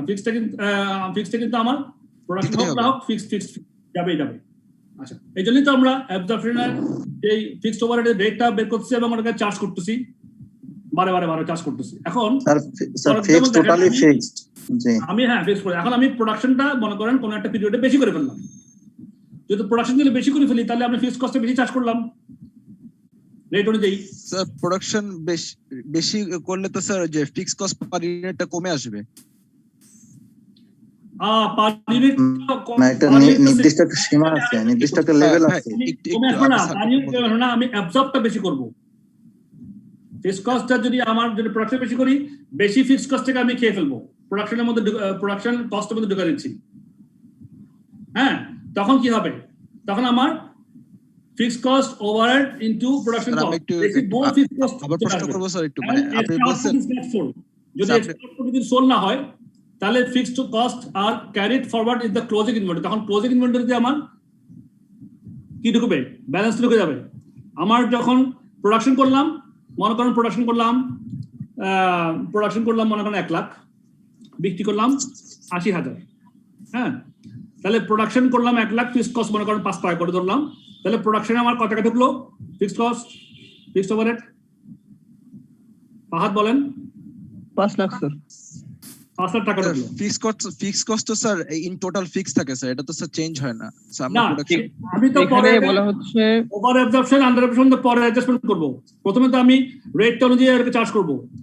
তো রেট অনুযায়ী আমি চার্জ করলে আমি রেট অনুযায়ী পার ইউনিটে 5 টাকা করে হিসাব করছিলাম আগেই। তো আমি 1 লাখ ইউনিট প্রোডাকশন করছি, 5 লাখ টাকা যখন চার্জ করতেছি, আমি তো পরে অ্যাডজাস্টমেন্ট দেব ওভার না আন্ডার। কথা বুঝতে পারছেন? জি স্যার। হ্যাঁ, এই জন্যই বলতেছি। তাহলে আমি 1 লাখ ইউনিট যখন প্রোডাকশন করলাম, 5 টাকা করে 5 লাখ টাকা আমি অলরেডি দিলাম, তাই না? আমি বিক্রি করলাম 80,000। কেমন? বিক্রি করলাম 80,000, তাহলে আমার তাহলে কত টাকা গেল? 80,000-এ 5 টাকা করে 4 লাখ টাকা। জি স্যার। 4 লাখ টাকা না? তাহলে কি হলো? আমার কস্টটা আমি কম দেখালাম না সেখানে, অথচ কস্টটা কিন্তু বেশি করে ফেলছি। সেটা আমার কস্ট চলে গেছে কোথায়? ওই ক্লোজিং ইনভেন্টরিতে। ফিক্সড কস্ট তখন ওভারহেডটা ক্যারিড ফরওয়ার্ড হয়ে গেছে, ক্লোজিং ইনভেন্টরি চলে গেছে। তাতে হবে কি? তাতে আমার প্রফিটটা বেশি দেখাবে। আমার যেহেতু আমার কস্টটা কম দেখাচ্ছি, তাহলে প্রফিট বেশি দেখাবে না? জি স্যার, কম দেখাবে। জি স্যার। এই দিস ইজ দা গিমিক। এটা হচ্ছে যে আমাদের অ্যাবজর্পশন কস্টিং এর মধ্যে সবচেয়ে বড় গিমিক হচ্ছে সেখানে ইনভেন্টরি লেভেলে আমার কত ওভার অ্যাবজর্ব অথবা আন্ডার অ্যাবজর্ব এই ওভারহেডটা আছে সেটাকে আমি হিসাব করতে হবে। এটা একটা একদম ভাইটাল, একদম সবচেয়ে ইম্পর্টেন্ট বিষয় হচ্ছে এখানে। স্যার এটা তাহলে স্যার ম্যানেজারের মানে প্রফিট ম্যানিপুলেশনে মানে একটা সহায়তা করে অ্যাবজর্পশন কস্টিং সিস্টেম। না, আপনি এভাবে বলেন না, ওখানে ইনফ্লেট করে যায় অনেক সময়। এখন ম্যানেজার দেখেন, প্রোডাকশন ম্যানেজার সেটা কোন সিস্টেমে করবে এটা প্রোডাকশন ম্যানেজার ডিসিশন না, এটা কিন্তু একদম টপ লেভেল ডিসিশন থেকে আসবে যে আমরা কোন সিস্টেমে এটাকে অ্যাবজর্পশন সিস্টেমে যাবো নাকি মার্জিনাল কস্ট সিস্টেমে যাবো। হ্যাঁ, যদি আমি অ্যাবজর্পশন সিস্টেমে যাই তাহলে এই ধরনের ঘটনা করতে পারে যে আমার প্রফিটটা ইনফ্লেট হয়ে যেতে পারে, প্রফিটটা বেশি দেখাতে পারে। সুতরাং আসল প্রফিট আসার জন্য কিন্তু আমাকে হিসাবটা করে দেখাতে হবে, আন্ডার অ্যাবজর্ব না ওভার অ্যাবজর্ব, সেটা কিন্তু করে দিয়ে আমার রিয়েল প্রফিটটাকে বের করতে হবে। বুঝতে পারছেন? স্যার একটা বেসিক প্রশ্ন স্যার। স্যার অ্যাবজর্পশন কস্টিং এ কি স্যার ফিক্সড কস্ট আর ভ্যারিয়েবল কস্টকে আলাদা করে তারপর রেট বের করে নাকি একবারে টোটালটার উপর রেট বের করে ফেলে? কথাটা ভাঙা আসছে, আবার বলুন তো। অ্যাবজর্পশন কস্টিং এ কি স্যার ফিক্সড কস্ট আর ভ্যারিয়েবল কস্টকে এক করে তারপর টোটাল কস্ট মানে টোটাল ওভারহেডকে তারপর ডিভাইড করে দেয়? না দুইটা ইন্ডিভিজুয়াল। একদম অ্যাবসলিউটলি না, ভ্যারিয়েবল পার্টটা টোটালি ডিফারেন্ট থাকবে। কারণ sir fixed cost per unit যেটা আপনি বললেন স্যার, এটা তো স্যার একটা পার্টিকুলার লেভেলের জন্য ফিক্সড কস্ট পার ইউনিটটা ফিক্সড, কিন্তু যদি আমি লেভেল অফ অ্যাক্টিভিটি চেঞ্জ করে দিই তাহলে তো sir fixed cost per unit same থাকবে না স্যার। তাহলে তো তখন তো স্যার মানে আমি জিনিসটা ফিক্সড করতে আপনি অলওয়েজ ফিক্সড। না পার ইউনিটের কথা বলতেছি। আপনি যেটা বলছেন ফাহাদ বলছেন না? ফাহাদ বলছেন? জি স্যার। শুনেন, আমি ফিক্সড কস্টটা যখন নির্ধারণ করব, ফিক্সড কস্টটা আমার কিন্তু লং টার্ম হিসাবে কিন্তু আমি মার্জিনাল কস্টিং এ যাই আর ফিক্সড কস্টে যাই, কিন্তু আমার কিন্তু প্রফিট সেম হবেই, কারণ লং টার্মে গিয়ে ফিক্সড কস্টটা পুরোই অ্যাবজর্ব হয়ে যাবে, অটোমেটিক্যালি হয়ে যাবে। ইয়েস স্যার, পুরো সময় বুঝতে পারছেন? এখন কম সময়ের মধ্যে করতেছি। এখন আমি মনে করেন বছরের শুরুতে সারা বছর হিসাব করে ফেলতেছি, সারা বছরে কত ফিক্সড কস্ট করবো ওটাকে আমি মান্থলি ভাগ করতে পারি অথবা প্রোডাক্ট ওয়াইজ ভাগ করতে পারি, অনেকভাবে ভাগ করতে পারি। তা আমি যদি পার ইউনিট যেটা আনি সেটা আমি প্রথমে তো পার ইউনিট বেসিসে একটা চার্জ করতেই থাকতেছি। এখন আমি একটু আগে যেটা বললাম যে প্রোডাকশন বেশি করে ফেলছি, সেলস কম করছি, তাহলে প্রোডাকশন বেশি করাতে সেলস কম করাতে আমার কিছু ইনভেন্টরি ক্রিয়েট হচ্ছে, ইনভেন্টরিতে আমার কিছু ফিক্সড কস্ট অ্যাবজর্ব করে ফেলছি আমি, সেক্ষেত্রে আমার প্রফিটটা বেশি হয়ে গেল, যেহেতু খরচটা আমি সেলসের খরচটা কম দেখাচ্ছি, ওখানে অধিক চলে গেছে, ইনভেন্টরিতে অনেক খরচ চলে গেছে। স্যার এটা আমরা বছর শেষে বুঝতে পারবো যে কি হচ্ছে। স্যার আমি তাহলে একবার আমি যেটা বুঝছি এটা আপনাকে বুঝাই, তাহলে আপনি ক্লিয়ার। জি স্যার, মানে বছরের শুরুতে আমরা একটা বাজেট করব যে আমরা এত প্রোডাকশন করব আর আমরা এত ফিক্সড কস্ট থাকবে, আর ফিক্সড কস্টকে আমি বাজেটেড সেলস দিয়ে ভাগ করে আমি পার ইউনিট ফিক্সড কস্ট বের করে তারপর আমি চার্জ কত থাকবো, তারপর আমি বছরের শুরুতে যে শেষে দেখবো যে অ্যাকচুয়াল কত আর বাজেটেড কত। এটাই তো sir. Fine, thank you, fantastic, good. তাহলে ফাহাদ একটু আগাই। জি স্যার। আর কেউ কোনো প্রশ্ন করবেন এই বিষয়ে? এটা কিন্তু খুব ইম্পর্টেন্ট জিনিস চলে যাচ্ছে আমাদের, এটা আমাদের পরবর্তীতে আসবে, এগুলো ঝামেলাগুলো সবাই বুঝছেন? স্যার সমস্যা হচ্ছে ইনফ্লেক্ট প্রফিটটা স্যার আরেকবার বলতেছেন, ইনফ্লেক্ট প্রফিট আমরা ক্লাসে কি করব স্যার? এটা আমরা বছর শেষে আমাদের ইনভেন্টরি মনে করেন যদি আপনার ক্লোজিং ইনভেন্টরি যদি কিছু খরচ চলে যায়, আপনি প্রোডাকশন করছেন, এখন ক্লোজিং ইনভেন্টরিতে আপনি প্রোডাকশন যা করছেন তা সেল যতটুকু করেন নাই, কিন্তু প্রোডাকশন তো করে ফেলছেন, খরচ তো দেখাই দিচ্ছেন, কিন্তু সেলসের হিসাব করার সময় তো ওই ক্লোজিং ইনভেন্টরি যে পার্টটা খরচ চলে গেছে ওই পার্টের খরচটা তো আপনি ইনক্লুড করেন নাই, ফিক্সড পোরশনটা। জি স্যার। এই জন্যই আপনার তখন প্রফিটটা বেশি হয়ে যাবে, ওই প্রফিট বেশিটাকে বলা হচ্ছে কি ইনফ্লেট প্রফিট হয়ে যেতে পারে। তার ট্রিটমেন্টটা কি হবে স্যার? এখানে আমরা কি করব, আমাদের করণীয় কি? তখন করণীয় হচ্ছে আপনার অ্যাবজর্পশন কস্টিং মেথডে যে আমি আপনার গ্রস প্রফিট বের করার আগে আমার অ্যাডজাস্টমেন্ট দিতে হবে, over or under absorption of fixed cost, fixed overhead cost. এটা কি আমরা ইনভেন্টরির সাথে যোগ বিয়োগ করব স্যার লাস্টে? যে যোগ বিয়োগ করব না, গ্রস প্রফিটের সাথে যোগ বিয়োগ করে প্রফিটটাকে ঠিক করব। Okay sir. কারণ আমি সেলস এর কত প্রফিট সেটা বের করতে হলে আমার সেলস এর বিষয়টাকে বরাবর, মনে করলাম আমি সেল 80,000 করছি, তাহলে 80,000 কত খরচ হলো সেটা তো আমি হিসাব করবো না। আমি সেলস করছি 80,000, আমি যদি 1 লাখের হিসাব যখন ঢুকাই দিই তাহলে কি আমার প্রফিট টিপ দেখাবে? নো স্যার, নো স্যার, দেখাবে না। তো এই জন্যই আমাকে এটা ওভার আর আন্ডার অ্যাবজর্পশনের একটা অ্যাডজাস্টমেন্ট দিয়ে গ্রস প্রফিট বের করতে হবে। কথা ক্লিয়ার? জি স্যার। জি স্যার, ক্লিয়ার। আচ্ছা, আমাদের আর হাতে সময় আছে কতক্ষণ? আধা ঘন্টা আছে, 30 মিনিটস। Good, very good. তাহলে এই হচ্ছে আমাদের মোটামুটি অ্যাবজর্পশন কস্টিং এর বিষয়। এবার আসেন marginal costing. Marginal costing is relatively easy, marginal costing কি জিনিস? Marginal costing is a costing method which charges products with variable costs alone. শুধুমাত্র variable cost থেকে চার্জ করা হয় এখানে, fixed cost alone. So fixed costs are treated as period costs and are written off in total against the contribution of the period. তাহলে contribution কথা চলে আসছে, আসলে কন্ট্রিবিউশন। সায়েন্স ব্যাকগ্রাউন্ড কি আছে এখানে? অনেকে আছেন মনে হয়, কেউ আছেন? কমার্সে পড়েন না, এরকম সায়েন্স থেকে আসছেন কেউ আছে সায়েন্স ব্যাকগ্রাউন্ডে? জি স্যার, আমি। আপনার নাম কি? মনিরুল ইসলাম স্যার। মনির ভাই শুনেন, ভয়ের কিছু নাই, নাথিং ডিফিকাল্ট। হ্যাঁ, তো জাস্ট শুনলেই হবে। কন্ট্রিবিউশন সম্বন্ধে শুনছেন না আপনারা কখনো? কন্ট্রিবিউশন মুখস্থ করছিলাম, sales minus variable cost equal to contribution. মুখস্থ করছেন, থ্যাংক ইউ, ভালোই হয়েছে। কিন্তু এবার মুখস্থ করবো না, এবার আমার মাথা ঢুকে ফেলবো। আমরা যদি ভালো কস্ট অ্যাকাউন্টেন্ট হতে চাই, সিএফও হতে চাই, আমাদের এগুলা সারা জীবন এগুলা প্র্যাকটিস করতে হবে। সো কন্ট্রিবিউশন কি জিনিস? Sales minus variable cost. এটাকে বলে আমরা প্রফিট বলি না, কন্ট্রিবিউশন বলি, প্রফিট বলি না। কেন বলি না বলেন তো? কেউ তো বলতে পারেন। স্যার এখানে তো স্যার ফিক্সড কস্ট কে আমরা করি না, ইনক্লুড করি না, ফিক্সড কস্টটা বাদ দেওয়ার পরে। Thank you very much, rightly said. যেখানে আমার ফিক্সড কস্ট নাই, ফিক্সড কস্ট না হলে আবার প্রফিট কেমনে?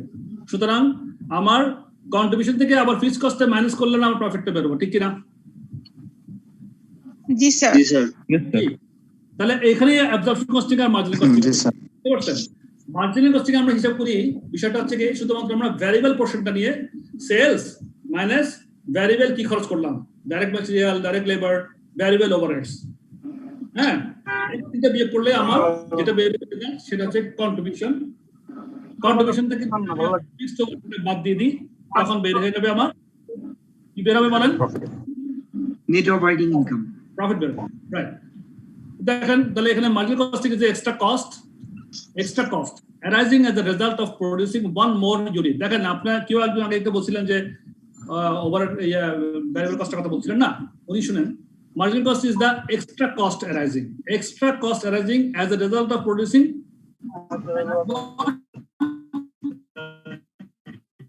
extra unit বা one more unit। একটা বেশি ইউনিট প্রোডাকশন করার জন্য যতটুকু বেশি কস্ট দরকার হয় সেটা থেকে বের হবে।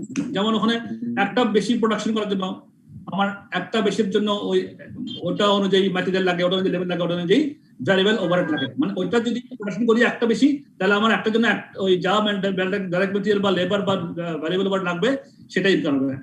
দুটো বেশি করলে ওইটাকে মাল্টিপ্লাই করলে হয়ে যাবে। তো মার্জিনাল কস্ট হচ্ছে is the extra cost arising as a result of producing one more unit or the cost saved as a result of producing one less unit। কথা কি উল্টা করে বলবো, it comprises direct material, direct labor, variable overheads। একটা example দিতে সেখানে use the same data as that provided in example 1 আমরা দেখবো। আবার ওখানে সেম ডেটা ইউজ করেন এবং বলছে রিকোয়ার্ড যে কি বললো, produce a standard cost card using marginal cost, value the company's closing stock। আচ্ছা, তাহলে আমরা एग्जांपल 1 করে দিই। সবাই পাবলিক দিতে আসে আক্রমণ করে আমাদের বিরোধন করলাম। রফিক ভাই মিউট করেন, রফিক ভাই মিউট করেন। রফিক ভাই না, সবাই একসাথে ভাই, যারা আছে ভাই মিউট করেন। আচ্ছা, তাহলে আমরা গত ক্লাসে एग्जांपल 1টা করেছিলাম, আজকে আবার পড়ে ফেলি, যারা ছিলেন না তারাও একটু রিভিউ হয়ে গেল। দেখেন एग्जांपल 1 কি বলছে, a company accountant has gathered together some cost information for her company's product as follows। সে কিছু ইনফরমেশন জোগাড় করছে, কি ডাইরেক্ট ম্যাটেরিয়াল লাগে $4 per kilogram used, direct labour লাগে $22 per hour worked, mind it, $22 per hour work, R variable overhead লাগে $6 for each hour that direct labor work। তার মানে এই ডাইরেক্ট লেবার যত ঘন্টা করবে, হ্যাঁ, ওই তত ঘন্টার জন্য ভ্যারিয়েবল ওভারহেড একটা প্রোডাক্টে কত ঘন্টা লাগবে ওই ডাইরেক্ট লেবারের সঙ্গে সঙ্গে ওটা 6 টাকা করে গুণ হবে। মনে করেন ডাইরেক্ট লেবার 2 ঘন্টা লাগলো একটা প্রোডাক্টে, তাহলে ভ্যারিয়েবল ওভারহেড লাগবে 6 × 12 টাকা, এই হয়ে যাবে। She has also determined that fixed production overhead will be $400,000 in total। Overheads are absorbed on a per unit basis। এটা তো আমরা জানি যে ওভারহেডটা আমরা পার ইউনিট বেসিসে অ্যাবজর্ব করব, এটা বলে দিছো। Investigation has shown that each unit of the product uses 3 kilograms of material and needs 2 hours of direct labor hour। তাহলে ম্যাটেরিয়াল, তাহলে একটা প্রোডাক্টে একটা ইউনিটে কত লাগতেছে? 3 কিলোগ্রাম করে ম্যাটেরিয়াল লাগে। 1 কিলোগ্রাম ম্যাটেরিয়াল দাম কত? এই যে এখানে দেখেন, ডাইরেক্ট ম্যাটেরিয়াল $4 per কিলোগ্রাম না? জি স্যার। ডাইরেক্ট ম্যাটেরিয়াল দাম 1 কেজির দাম 4 টাকা করে।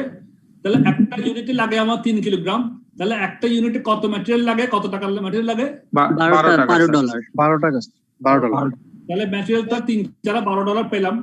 এবার আসেন ডাইরেক্ট লেবার $22 করে পার লেবার আওয়ার ওয়ার্ক।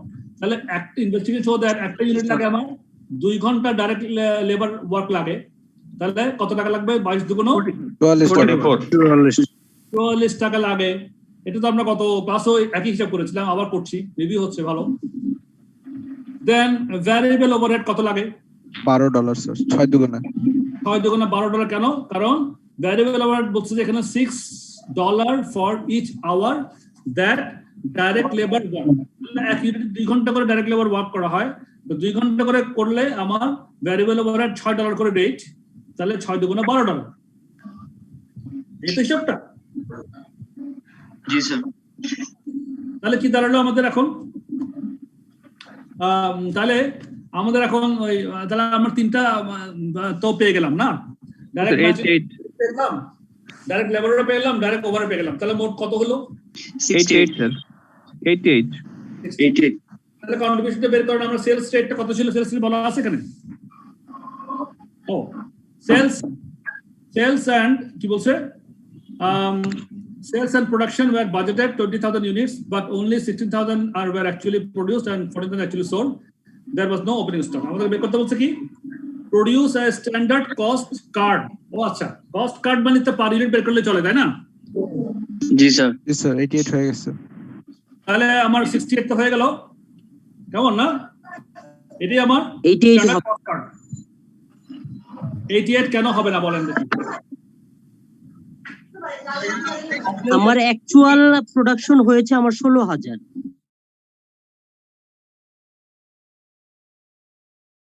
হ্যাঁ, 16,000 দিয়ে ভাগ করব, তারপরে আমার ইয়াটা বের হবে। ভুল হলো, আমরা বাজেট দিয়ে ভাগ করব স্যার, বাজেট দিয়েই আমরা বাজেটটা দিয়ে ভাগ করব। আমরা কিন্তু এটা মার্জিনাল কস্টিং এর কস্ট কার্ড বের করতেছি। এখানে বলছে produce A standard cost card using marginal costing and value the company's closing stock on that basis. Closing stock কত ইউনিট হবে এখানে বলেন? আমার অ্যাকচুয়াল প্রোডাকশন 20,000, সরি বাজারের প্রোডাকশন 2000 ইউনিট, অ্যাকচুয়াল প্রোডাকশন 14,000 তে অ্যাকচুয়ালি সোল্ড। তাহলে 16,000 প্রোডাকশন করছি, অ্যাকচুয়ালি সোল্ড করছি 14,000। তাহলে কত হলো আমাদের? 2000 ইউনিট এটা যাবে। তাহলে ইনভেন্টরি ভ্যালুয়েশন করেন 2000 ইউনিটের জন্য। অ্যাবজর্পশন কস্টিং সিস্টেমে তো আমাদের শুধু আমরা হিসাব করলাম কত ডলার এখানে? 136,000। ভ্যারিয়েবল ওভার যোগ করলে 68 করে আমাদের পার ইউনিট না অবজর্পশন কস্টিং? জি স্যার। 2000 ইনটু 2000। জি স্যার। 68 পুরো 2000 করলে কি বের হবে? তো শুধু ভ্যারিয়েবল কস্ট গুলো বের হবে স্যার। হ্যাঁ, কিন্তু এটা হচ্ছে এটাই হচ্ছে মার্জিনাল এটাই sir, contribution. Exactly, marginal costing এ কস্টিং মেথডটা হচ্ছে এটাই যে আমরা শুধুমাত্র কন্ট্রিবিউশন মার্জিনটাকে বের করবো, এখানে ফিক্সড কস্টটাকে পরে বের করবো। আমরা এখন শুধু আমার স্টক ভ্যালুয়েশন ওই শুধু ওভারহেডের উপর নির্ভর করে করতে হয়, এখানে কোনো ফিক্সড পোরশন নাই। আর ফিক্সড আমার যে অ্যাবজর্পশন কস্টিং সিস্টেমে ফিক্সড পোরশনটা ঢুকাইছিলাম, তাই না? ফিক্সড পোরশন, কিন্তু মার্জিনাল কস্টিং সিস্টেমে ফিক্সড পোরশনটা কি নাই। এই হচ্ছে difference between absorption costing and marginal costing. একটু আগে যে একজন বলছিলেন না যে আমার ফিক্সড কস্ট এখানে ঢুকাতে হবে, ফিক্সড কস্ট এখানে ঢুকাতে হবে না, কারণ এটা মার্জিনাল কস্টিং সিস্টেম। কস্টিং সিস্টেমে ফিক্সড কস্টটা ঢুকাবো, ওটা অ্যাবজর্পশন কস্টিং সিস্টেমের নিয়ম। মার্জিনাল কস্টিং সিস্টেম হচ্ছে কি আমার শুধুমাত্র ভ্যারিয়েবল পার্ট। তো এখানে ভ্যারিয়েবল পার্টটা হচ্ছে কি শুধুমাত্র direct material, direct labour and variable overhead. $4 lakh আছে, এটাকে আমরা ভাগ করে পার ইউনিট ঢুকাই দিব, সেটা এখানে হবে না, দরকার নেই। কথা ক্লিয়ার? জি স্যার। Okay sir. তো ক্লিয়ার না আমাকে বলেন।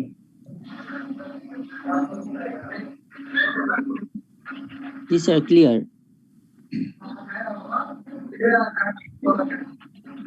সবাই ক্লিয়ার? জি স্যার। থ্যাংক ইউ, খুবই ভালো হইলো।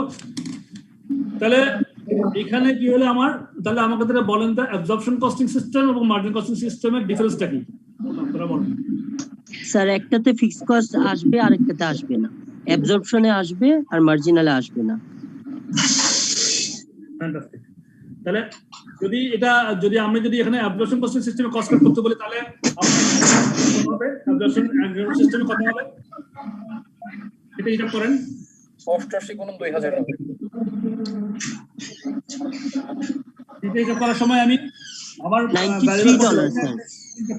Per unit. স্যার অনেক আওয়াজ হচ্ছে। হ্যাঁ, পারে, অসুবিধা নেই। কি করবো এখন? ওই যে তাহলে ফিক্সড ওভারহেড যে দেখেন এখানে লেখা আছে, also determined that fixed portion overhead, fixed production overhead will be determined মানে কি? মানে শুরুতেই ডিটারমাইন করছে, তাই না? শেষে তো করে নাই, অ্যাকচুয়াল তো নাই না। ডিটারমাইন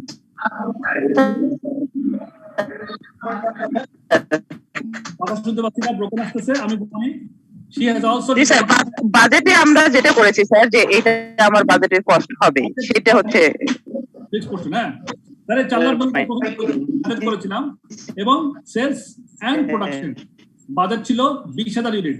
তাহলে পার ইউনিট কত? 4 লক্ষ ভাগ কত? 20,000 স্যার।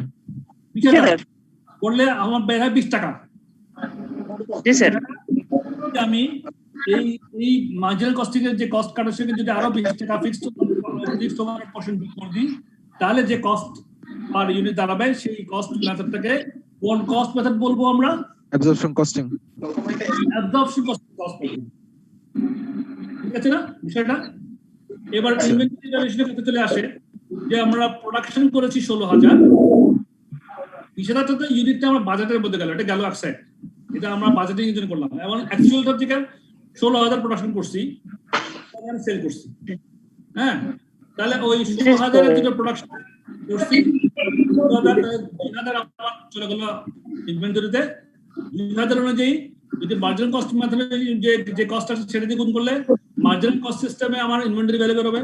আর যদি অ্যাবজর্পশন কস্টিং সিস্টেমে যদি করি, 68 এর জায়গায় আরো 2 যোগ করলে 88 হবে। 88 যদি 2000 হইলে আমার যা হবে সেটা হচ্ছে আমার অ্যাবজর্পশন কস্টিং সিস্টেমে ইনভেন্টরি ভ্যালুয়েশন। একটু পর্যন্ত বুঝেন নাই এমন কেউ আছেন কিনা বলেন প্লিজ, এটা ইজ ভেরি ইম্পর্টেন্ট, এটা বুঝতেই হবে। বুঝছেন সবাই? জি, তাহলে হ্যালো, জি হ্যাঁ বলুন বলুন। তাহলে অ্যাবজর্পশন কস্টিং এ আমার closing stock valuation is greater than marginal costing system, right? হ্যাঁ হ্যাঁ অবশ্যই। কেন কেন কেন কারণটা কি? কারণ ফিক্সড কস্ট অ্যাড হচ্ছে, ফিক্সড কস্ট ওখানে অ্যাবজর্পশন সিস্টেমে অ্যাড করতে, আর মার্জিনাল কস্টিং সিস্টেমে সেটা নাই। যদি স্যার ক্লোজিং স্টক ভ্যালুয়েশন করি তার চেয়ে বেশি ইস্যু করবে। জি আবার বলেন, আবার বলেন।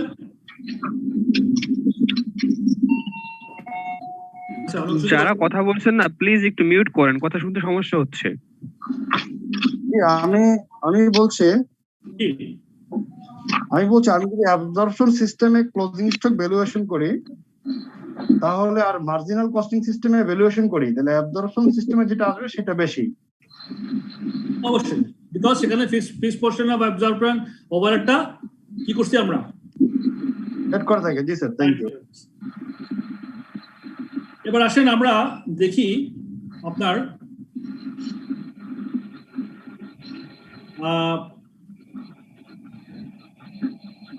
মার্জিনাল কস্টিং বুঝলাম। হ্যাঁ, অ্যাডভান্টেজ অফ মার্জিনাল কস্টিং এবং ডিসঅ্যাডভান্টেজ অফ মার্জিনাল কস্টিং। তো অ্যাডভান্টেজটা আমরা বুঝছি যে সিম্পলার কস্টিং সিস্টেম, তারপরে reflect the behaviour of cost in relation to activity when this marginal costing avoids the disadvantage of marginal costing গেল। Disadvantage বরং বলি, disadvantage কি হতে পারে marginal costing A?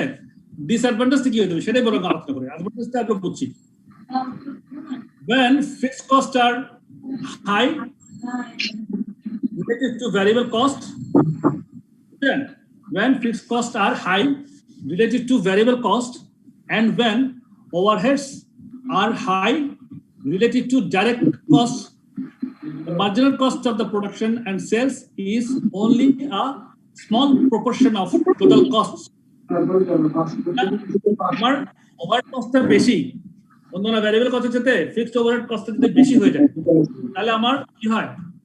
Marginal cost of production is only a small proportion of total cost. A costing system that focuses on marginal cost and contribution might therefore provide insufficient and inadequate information about costs and product profitability. Marginal costing is used for short-term decision making, but not for measuring product cost and profitability over the longer period. এটা হচ্ছে একটা disadvantage. লঙ্গার পিরিয়ডে কিন্তু এটা দরকার নাই। লঙ্গার পিরিয়ডে আমি মার্কেট কস্টিং করেন বা বিজনেস কস্টিং করেন, লঙ্গার টার্মে তো গিয়ে আমার পুরা ফিক্সড প্রোডাকশন ও ওভারহেড সবকিছু যা আছে সবকিছু আমরা ক্যালকুলেশনের মধ্যে নিয়ে আসবো। এটা গেল একটা বিষয়। আর হচ্ছে it could also be argued that the treatment of direct labor costs as a variable cost item is often unrealistic. When direct labor employees are paid a fixed wage or salary, their cost is fixed, not variable. আমরা আলোচনা করছি আগেও, মোটামুটি একটু কিছু disadvantage. এবার এটা দেখার একটা স্টেটমেন্ট এখানে আছে, হোয়াট ইজ দিস, আমরা একটু দেখি। এটা হচ্ছে অ্যাবজর্পশন কস্টিং এবং মার্জিনাল কস্টিং প্রফিট স্টেটমেন্ট। আমরা যা আলোচনা করলাম তার রিফ্লেকশনটা এখানে আমরা এখন দেখবো কিভাবে এগুলা স্টেটমেন্টে, প্রফিট স্টেটমেন্টের মধ্যে, হ্যাঁ, এগুলা আমরা অ্যাকাউন্ট ফর করি। দেখেন,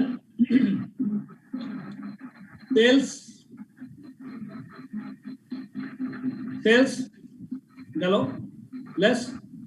আচ্ছা, এই স্টেটমেন্টটাকে আপনারা বুঝেন তো না? আপনারা তো নিশ্চয়ই ইনকাম স্টেটমেন্ট দেখেছেন। Cost of sales minus cost of sales plus opening stock plus production cost of sales, opening stock plus production cost minus closing stock, এটা হচ্ছে কস্ট অফ সেলস, তাই না? জি স্যার। এই জিনিসটা সবাই বুঝেন? আমার কি বলার দরকার আছে এখানে? এই কস্ট অফ সেলস কি জিনিস বোঝার দরকার আছে? না স্যার, না স্যার। তাহলে কস্ট অফ সেলসটা আমরা কিভাবে বের করি? ওপেনিং স্টক যা থাকে ওটার সঙ্গে আমরা প্রোডাকশন কস্ট যা করি সেটাকে যোগ করি, এরপরে ক্লোজিং স্টক যা থাকে সেটাকে বিয়োগ করলে যেটা বের হয় সেটাই আমার কস্ট অফ সেলস। তার মানে যে জিনিসটা বিক্রি করলাম সেটার কত কস্ট করলাম, এটাই কস্ট অফ সেলস। তাহলে sales minus cost of sales যেটা বের হয় ওটার সঙ্গে আবার দেখেন এই জিনিসটা হচ্ছে কি আন্ডার অর ওভার অ্যাবজর্পশন। যদি আন্ডার অ্যাবজর্পশন হয় তাহলে মাইনাস, আর ওভার অ্যাবজর্পশন হলে আমরা প্লাস করে দিতে হবে ওটার সঙ্গে। ওই যেটা sales minus cost of sales যেটা আছে ওটার সঙ্গে প্লাস মাইনাস করে, যদি আন্ডার হয় মাইনাস, ওভার হলে প্লাস করে দিলাম, করার ফলে আমার রিয়েল গ্রস প্রফিটটা পেয়ে গেলাম। রিয়েল গ্রস প্রফিটটা পেয়ে গেলাম। এরপরে আমরা less sales, selling, distribution and admin cost, এগুলো যোগ করে দিয়ে তারপর আমরা নেট প্রফিট চলে আসি। এটা ভেরি সিম্পল টাস্ক। এখানে আমাদের কিছু ঝামেলা নেই, শুধুমাত্র এই আন্ডার অ্যাবজর্পশন হলো নাকি ওভার অ্যাবজর্পশন হলো, যেগুলো আমরা এতক্ষণ ধরে আলোচনা করেছি, বিশদভাবে আলোচনা করেছি, এই বিষয়টা আমরা হিসাব করবো যে আমরা কি আন্ডার অ্যাবজর্ব করলাম, ওভার অ্যাবজর্ব করলাম। কস্ট অফ সেলস এর সঙ্গে আমি যদি আন্ডার অ্যাবজর্পশন দেবো, ওভার অ্যাবজর্ব করলে প্লাস করে দেবো, তাহলে গ্রস রিয়েল চিত্র বেরিয়ে যাবে। এরপর আমরা সেলিং, ডিস্ট্রিবিউশন, অ্যাডমিন কস্টগুলো আমরা নেট প্রফিটটা বেরিয়ে যাবে। এটা হচ্ছে মোটামুটি ইনকাম স্টেটমেন্টের একটা ফরম্যাট।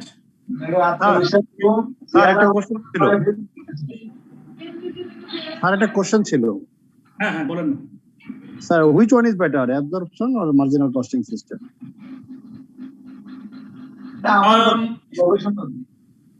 আমি একটু আগে বলেছি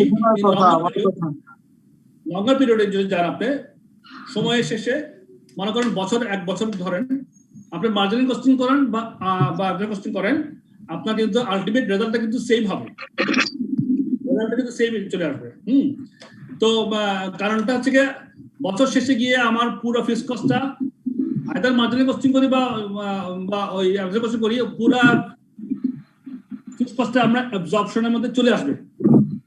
কিন্তু আপনার কথা হচ্ছে এখন কোনটা ভালো, এটা ডিপেন্ড করবে আপনার সিচুয়েশনের উপরে। আপনি কি প্রোডাক্ট নির্ধারণ করতেছেন, আপনি সেটাতে আপনার লং টার্ম না শর্ট টার্ম, হ্যাঁ, অনেকগুলো ডিসিশন আছে, সেগুলো আপনারা অঙ্ক করতে করতে দেখবেন যে মাথা খেলে গেছে। দুটোই ভালো, যখন যেটা অ্যাপ্রোপ্রিয়েট তখন সেটা নিতে হবে।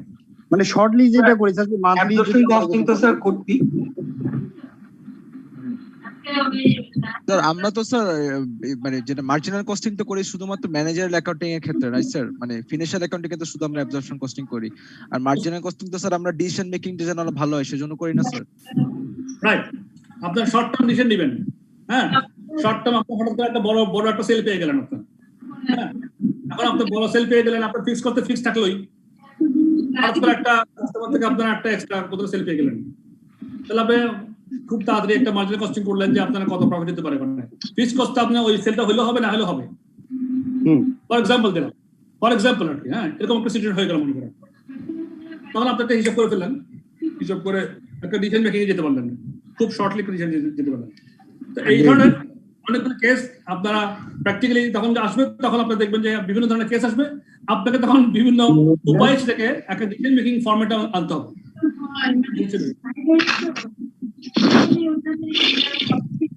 এবার আসেন যে মার্জিনাল কস্টিং এ কি হয়, মার্জিনাল কস্টিং ফরম্যাটটা কি হয়। আমরা এখন যা দেখলাম একটু আগে, সেটা হচ্ছে absorption costing format. Absorption costing format কি করি, sales minus cost of sales plus minus under over absorption, তারপরে অন্যান্য ফিক্সড কস্ট বাদ দিয়ে নেট প্রফিট। কিন্তু মার্জিনাল কস্টিং কি করি, sales less variable cost of sales plus variable production. তাহলে এই যে ওপেনিং স্টকটা আছে, হ্যাঁ, এটার মধ্যে কি ফিক্সড পোরশন আছে নাকি নাই? স্যার নাই কেন? আলাদা করে স্যার ওখানে, হ্যাঁ ওখানে আছে স্যার।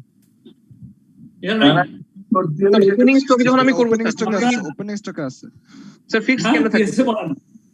শুনেন, এটা আমরা কি ফরম্যাট বলছি আবার, marginal costing format. Marginal costing system নিয়ে মার্জিনাল কস্টিং সিস্টেম করতেছি। হ্যাঁ, তাহলে আমার ওপেনিং স্টকের মধ্যে কি ফিক্সড কস্ট পোরশনটা আছে? না স্যার, থাকার কথা না। না স্যার, নাই। থাকে নাই, সেজন্য নাই, যেহেতু মার্জিনাল কস্টিং সিস্টেম করছি। Sales minus less variable cost of sales. Variable cost of sales কি করব, opening stock plus variable production cost. দেখেন ভ্যারিয়েবল প্রোডাকশন কস্ট। নেক্সট এই ক্লোজিং স্টকের মধ্যে কি ভ্যারিয়েবল ফিক্সড পোরশন আছে? নাই স্যার, এটার মধ্যেও নাই, ওপেনিং স্টকেও নাই, ক্লোজিং স্টকে নাই। এগুলা এই পুরোটাই ভ্যারিয়েবল, তাই না? সুতরাং sales minus variable cost of sales বের করলাম, বের করার পরে যেটা বেরোবে এটা এখনো কন্ট্রিবিউশন হয়নি। আবার এখান থেকে আবার ওই যে less variable selling distribution and admin cost, period cost. হ্যাঁ, সেলিং কস্ট আছে, ভ্যারিয়েবল যেটা পোরশনটা আছে, এই কন্ট্রিবিউশন পাইলাম আমরা শুধু সেলস থেকে ভ্যারিয়েবল পোরশনটা বাদ দিয়ে আমরা কন্ট্রিবিউশনটা পাইলাম। কন্ট্রিবিউশন থেকে আবার সেলিং ডিস্ট্রিবিউশন অ্যাডমিন কস্ট, মানে নন প্রোডাকশন কস্ট যেগুলো আর কি, সেগুলো বাদ দিলেই না আমি তারপরে আমরা পেয়ে গেলাম কন্ট্রিবিউশন পেলাম। কন্ট্রিবিউশন করার পরে ফিক্সড কস্ট, ওই যে ফিক্সড কস্ট পোরশনগুলো বাদ দিব। প্রোডাকশনের কস্ট কত, সেলিং ডিস্ট্রিবিউশন কস্ট কত, করার পরে টোটাল কত হইলো, এই নেট প্রফিট পেলাম। তাহলে কি আলটিমেটলি সেম? জি স্যার। এটা কি এর মধ্যে বুঝছেন? অ্যাবজর্পশন কস্টিং ফরম্যাট আর মার্জিনাল কস্টিং ফরম্যাটের বিষয়টা বুঝছেন সবাই? জি স্যার। থেকে আমরা ফিক্সড কস্ট টাকা প্রথমে দিয়ে দিচ্ছি, প্রোডাকশন কস্ট থেকে ঢুকে যাচ্ছে, ঢুকে যাওয়ার পরে এখানে ক্লোজিং স্টক ওপেনিং স্টকের মধ্যে এখানে ফিক্সড পোরশনটা আছে বিধায় পরে আমাদেরকে অ্যাডজাস্টমেন্ট দিতে হচ্ছে ওভার নাকি আন্ডার। আমরা অ্যাডজাস্টমেন্ট দিলাম, দেওয়ার পরে আমাদের গ্রস প্রফিটটা পাইলাম, পাওয়ার পরে আমরা ফিক্সড অন্যান্যগুলো বাদ দিলাম, ভ্যারিয়েবল সেলিং ফিক্সড সেলিং এর বাদ দেওয়ার পরে নেট প্রফিট বের করলাম। এটা হচ্ছে অ্যাবজর্পশন কস্টিং ফরম্যাট। আর মার্জিনাল কস্টিং সিস্টেম ফরম্যাটে কি পেলাম, আমরা প্রথমে সেলস থেকে ভ্যারিয়েবল কস্ট পোরশন বাদ দিয়ে, ক্লোজিং স্টক বাদ দিয়ে, কস্ট অফ সেল বাদ দিয়ে, তারপরে ভ্যারিয়েবল সেলিং ডিস্ট্রিবিউশন বাদ দিলাম, কন্ট্রিবিউশন পাইলাম, fixed overhead fixed cost less fixed cost, production selling distribution সব বাদ দিয়া নেট প্রফিটটা পেয়ে গেলাম। এই হচ্ছে ফরম্যাট। এক্সাম্পল 3টা করি দ্রুত, তাহলে আমাদের একদম ক্লিয়ার হয়ে যাবে। Perry Limited makes and a single product with the following information: selling price, direct material, direct labor, variable overhead. তারপরে হচ্ছে fixed overheads are $5,000, budgeted and actual output and sales are 1,000 units. দেখেন এখানে একটা জিনিস আপনারা লক্ষ্য করবেন, 3টা কথা কিন্তু বলে দিচ্ছে, budgeted and actual output and sales are 1,000 units। তার মানে সবগুলাই সেম, তাই না? যা বাজেট করছি তাই উৎপাদন করছি, তাই বিক্রয় করছি। নো ক্লোজিং স্টক, একদম ঝামেলাহীন, একদম সিম্পল। এরকম অঙ্ক পেলে তো কোনো কথাই নেই। হ্যাঁ, বাট রিয়েল কেসে হয়তো এরকম হবে না আমাদের, বাস্তবে But সম্ভব তারপর না আমরা তারপর আমরা এটা বুঝে ফেলি। খুব ইন্টারেস্টিং। দেখেন আপনারা, তাহলে সেলিং প্রাইস দিয়ে দিছে, ডাইরেক্ট মেটেরিয়াল দিছে, ডাইরেক্ট লেবার দিছে, ভ্যারিয়েবল ওভারহেড দিছে। এবার ফিক্সড ওভারহেড দিয়ে দিছে, ফিক্সড ওভারহেড আর $5,000 বলে দিছে। Budgeted and actual output and sales আর 1000 ইউনিটস। আমি 1000 ইউনিট দিয়ে হিসাব করব। এখন using absorption costing, using margin costing কি বের করতে হবে? অ্যাবজর্পশন কস্টিং ইউজ করে আমি বের করব calculate the profit for the period, calculate the profit per unit.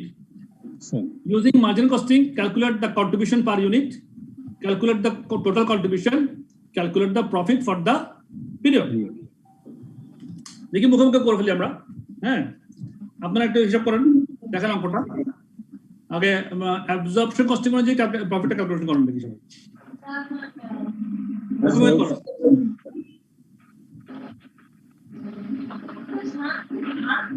দেখেন আমার কি লাগবে, প্রথমে সেলস লাগবে না? জি স্যার। সেলস কত হবে? 50 × 1000। 50 × 1000, ভেরি গুড। আমাদের এই সবগুলো direct material, labour, overhead, fixed ওভারহেডটা হিসাব করতে হবে, তাই না? জি স্যার। তাহলে ডাইরেক্ট মেটেরিয়াল হিসাব করেন। 15 টাকা করে কত টাকা? 15,000। 15,000। ডাইরেক্ট লেবার কত হবে? 10,000। 10,000। দেন ওভারহেড 5,000। এরপরে কি আসবে? না কি আসবে? এটা আসবে না ফিক্সড ওভারহেড? প্রথমে বের করছি অ্যাবজর্পশন সিস্টেমের প্রফিট। হ্যাঁ, তাহলে 5 টাকা দিব নাকি দিব না বলেন? দিবেন স্যার, অবশ্যই দিব, মার্জিনালে দিব না। তাহলে টোটাল কস্ট কত হলো? তাইলে 35,000 10, 20, 35,000। 35,000 স্যার। তাহলে আমাদের requirement calculate the profit for the year period. 35,000 কি বের করলাম? এটা তাহলে টোটাল কস্ট বের করলাম। সেলস প্রাইস কত ছিল? 50,000। প্রফিট কত হইছে? 15,000। এই 15,000 যেটা বের করলাম, এটা কি মার্জিনাল সিস্টেমে, মার্জিনাল কস্টিং সিস্টেমে নাকি অ্যাবজর্পশন সিস্টেমে বের করলাম? অ্যাবজর্পশন কস্টিং এ। শিকার। এবার calculate the profit per unit বের করেন। 15 টাকা ডিভাইডেড 10,000। 15 টাকা ডিভাইডেড 10,000। 1000 10,000 মানে 1000 ইউনিট। হ্যাঁ, তাহলে কত টাকা পার ইউনিট? $15 হয়ে গেল। তাহলে আমরা এটা করে ফেললাম, calculate the profit for the period 15,000 পেলাম, calculate the profit per unit 1000 টাকা পেয়ে গেলাম। তাহলে কত পার্সেন্ট প্রফিট? পার্সেন্টও বের করা সম্ভব স্যার? কেন, অবশ্যই আপনার কত কিছু করবেন, কোনো অসুবিধা নেই। Okay sir. হ্যাঁ, আপনার কস্টটাকে ভাঙতে চুরবার করে ফেলবেন একদম। ওইটাই তো কষ্ট করতে কাজ। হ্যাঁ, হিসাব দিয়ে ভরা ফেলবেন একদম, ওইটাই আমাদের কাজ। মানে এমআইএস যত তৈরি করা যায়। জি, যত অ্যানালাইসিস করা যায়। এবার ইউজিং মার্জিনাল কস্টিং কি হয়?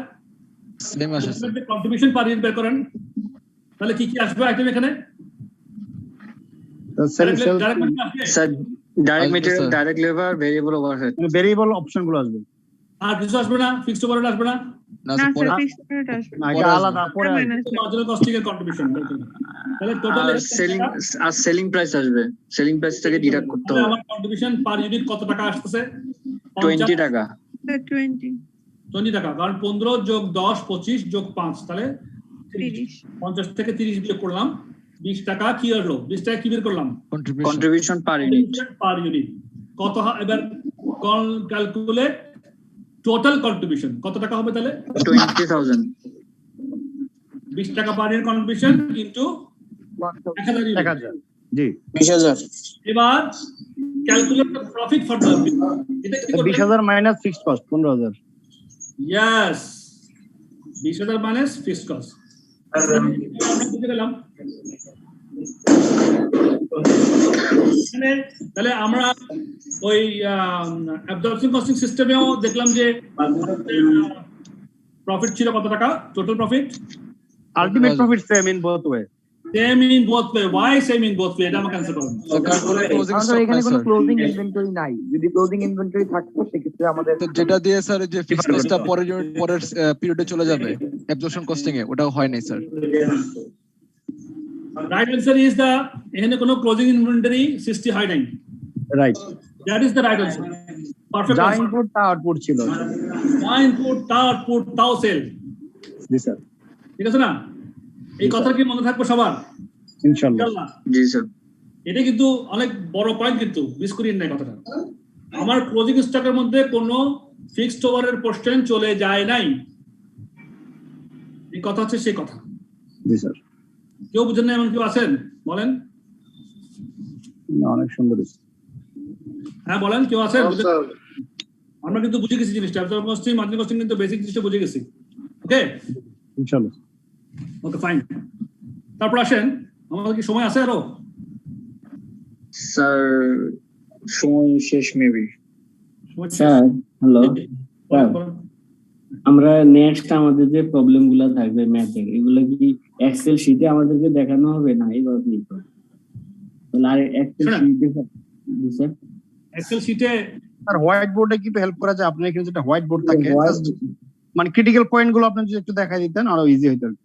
জি স্যার। যদি রেজ হয়। আমি আপনাদের একটা কথা বলি, এই বইতে এত সিম্পল ভাষায় এত ব্রিফলি লেখা আছে যে এই বইয়ের প্রত্যেকটা ওয়ার্ড ইম্পর্টেন্ট। আমি আপনাদের এই কথা বলি, এখানে কিন্তু মানে বিস্তারিত অনেক বেশি কথা কিছুই লেখা নাই। এখানে every word to word is important. Sir solution কি দেওয়া আছে স্যার? তো অনেক সিম্পল আছে, কিন্তু সলিউশন আছে। ম্যাথগুলো যখন আরো বড় হবে, এই বইতে প্রত্যেকটা এক্সাম্পলের সলিউশন এটার পরে কোন একটা পিকচার আছে, পাবেন। কেমন? জি স্যার, আছে স্যার, আছে স্যার। সলিউশন স্যার বইটার নামটা কি স্যার? ও অলরেডি তো মেল করে দিয়েছি। CIMA official study text, CIMA official study text. Okay sir, thank you sir. CIMA official study text edition হচ্ছে কি 2012-2013, ঠিক আছে? আর এটা পেপার 1 করা হয়েছে অলরেডি, অফিস থেকে মেল করছে অফিস থেকে পিডিএফ। আমি অফিসকে পিডিএফ পাঠিয়েছিলাম, আপনাদের সবাইকে মেল করে পাঠিয়ে দেয়। অলরেডি দিয়েছে স্যার, 1 থেকে 3 চ্যাপ্টার পর্যন্ত। শুনেন আমার কথা শুনেন, আশা করি সবাই পেয়েছেন। শুনেন আমার কথা শুনেন, আশা করি পিডিএফ কপিটা সবার কাছে চলে গেছে।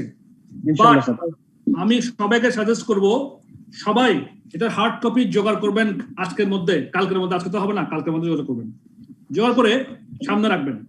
Hard copy is hard copy ভাই, কোনো অল্টারনেটিভ নেই। জি sir. Hard copy is hard copy. আপনি হার্ড কপিতে পড়বেন, ওখানে পেন্সিল মার্কিং করবেন, ইম্পর্টেন্ট পয়েন্টগুলো আপনি করবেন, প্রত্যেকটা লাইন পড়বেন, প্রত্যেকটা ওয়ার্ড ইজ ইম্পর্টেন্ট। এখানে কিন্তু খুব বিস্তারিত কিছু বড় কিছু লেখা নেই, ব্রিফলি লেখা আছে। আমি কিন্তু পুরো বইতে আপনাকে এভাবে পড়ে শেষ করাবো, যাতে আপনাদের কনসেপ্টে কোনো রকম সন্দেহ না থাকে। জি স্যার। ওয়ান্স আমরা কনসেপ্টটা ক্লিয়ার করতে পারি, এখান থেকে আমাদের জীবনে পৃথিবীর কোনো জায়গা থেকে প্রশ্ন আসলে আমরা মিস করতে পারবো না ইনশাআল্লাহ। সব এর কথা হবে। আমার বেসিক ফোকাস হবে আপনাদের কনসেপ্টটা ক্লিয়ার করে দেবো।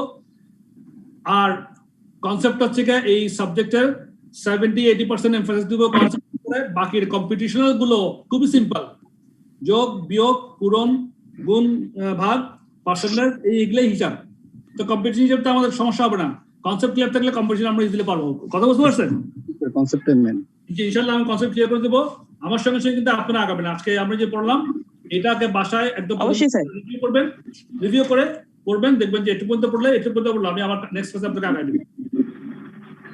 তাহলে যেহেতু সময় শেষ হয়ে গেছে, আমি আর একটু চাইছিলাম টানবো, কিন্তু টানতে পারলাম না। স্যার আমি একটা বিষয় জানতে চাচ্ছিলাম স্যার। আর সময় শেষ হয়ে গেছে স্যার, বৃষ্টির মধ্যে আমাদেরও ছুটি দেন স্যার। ছেড়ে দেবো, এখন ছেড়ে দেবো। আমাদের অ্যাটেন্ডেন্সটা কি আপনি নিচ্ছেন নাকি স্যার? অ্যাটেন্ডেন্সটা কিভাবে হচ্ছে স্যার? আমাকে এটা জিজ্ঞেস করিয়েন না, এটা পড়ালেখার বাইরে সব অফিসে যোগাযোগ করেন প্লিজ। হ্যাঁ সেই অ্যাটেন্ডেন্স অটো যারা আইডি নিজের নামে রাখবেন তারাই অ্যাটেন্ডেন্স পাবেন। আমরা সময় কাজে লাগাই সবকিছু। আমরা একটু আমাকে পড়া দিলে I will be rather happy. কেমন? আর ক্লাস রিলেটেড অ্যাডমিন রিলেটেড কিছু থাকলে ডাইরেক্টলি অফিসে যোগাযোগ করার, কথা বলার ইচ্ছা মতো কোনো অসুবিধা নেই। আর আমি যেটা বলছি আপনাদেরকে, প্লিজ কালকের মধ্যে অবশ্যই সবাই হার্ড কপিটা জোগাড় করার চেষ্টা করেন। কোথায় নীলক্ষেত তিলক্ষেত কোথাও কোথাও না কোথাও পাবেন, তো কোথায় পাবেন আপনারা জানেন, খুঁজে নেবেন এক সপ্তাহের মধ্যে আছে কিনা। আপনাকে ফরওয়ার্ড করে দিচ্ছি ইনশাআল্লাহ, ওটাও প্রিন্ট আউট নিয়ে বাইন্ডিং করতে পারেন, but hard copy is a must. জি স্যার। ওকে ঠিক আছে। এটা লেখছে কাপলান পাবলিকেশন, কে লেখছে? আবু বকর লেখছে কাপলান পাবলিকেশন। এটা কাপলান পাবলিকেশন থেকে বের হয়। এটা হ্যাঁ, কাপলান পাবলিকেশন থেকে বের হয়। পারফরম্যান্স অপারেশন বই অফিসিয়াল স্টাডি টেক্সট আর নিউ এডিশন হচ্ছে 2012-2013 এই বইটা আমার সামনে আছে। এই বইটা পিডিএফ ফরম্যাট আপনাকে পাঠিয়েছি।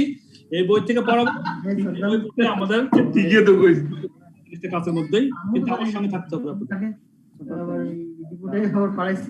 So thank you so much. I hope you have enjoyed the class. Thank you, sir. Boring লাগছে না? Boring লাগছে আপনাদের ক্লাসে? খুবই ভালো লাগছে স্যার। Thank you. আপনারা রেসপন্স করলে আমি খুব খুশি হই, কারণ আমি যখন বুঝতে পারি যে আপনারা আমার সঙ্গে এগোচ্ছেন আর কি, মানে আমি যা বোঝাবার চেষ্টা করছি আপনারা যদি বুঝতে পারেন। আমি স্যার ওল্ড স্টুডেন্ট, তো স্যার এত ইজিলি কখনো বুঝতে পেরেছি বলে আমার কাছে মনে হয়। Thank you sir. খুব ইজিলি, খুবই সুন্দর। আলহামদুলিল্লাহ, ইনশাআল্লাহ এইভাবে আগাবো। কনসেপ্ট আমরা ক্লিয়ার করব। আমার বেসিক আমি চেষ্টা করবো আপনাদেরকে কনসেপ্টটা ক্লিয়ার করে দেবো, যাতে আপনারা কোনো প্রশ্নতে যেন না একদম লাইন টু লাইন আমি যেখানে পুরো বইটা আমার সকলের ভিতরে আমি গাড়ি কথা কি আছে এক্স্যাক্টলি পয়েন্টে পয়েন্টে পড়াবো, যাতে কনসেপ্টগুলো আমরা স্যার আল্লাহ হাফেজ। ওকে, থ্যাংক ইউ। আল্লাহ হাফেজ। আসসালামু আলাইকুম। ওয়ালাইকুম আসসালাম স্যার। আল্লাহ হাফেজ স্যার।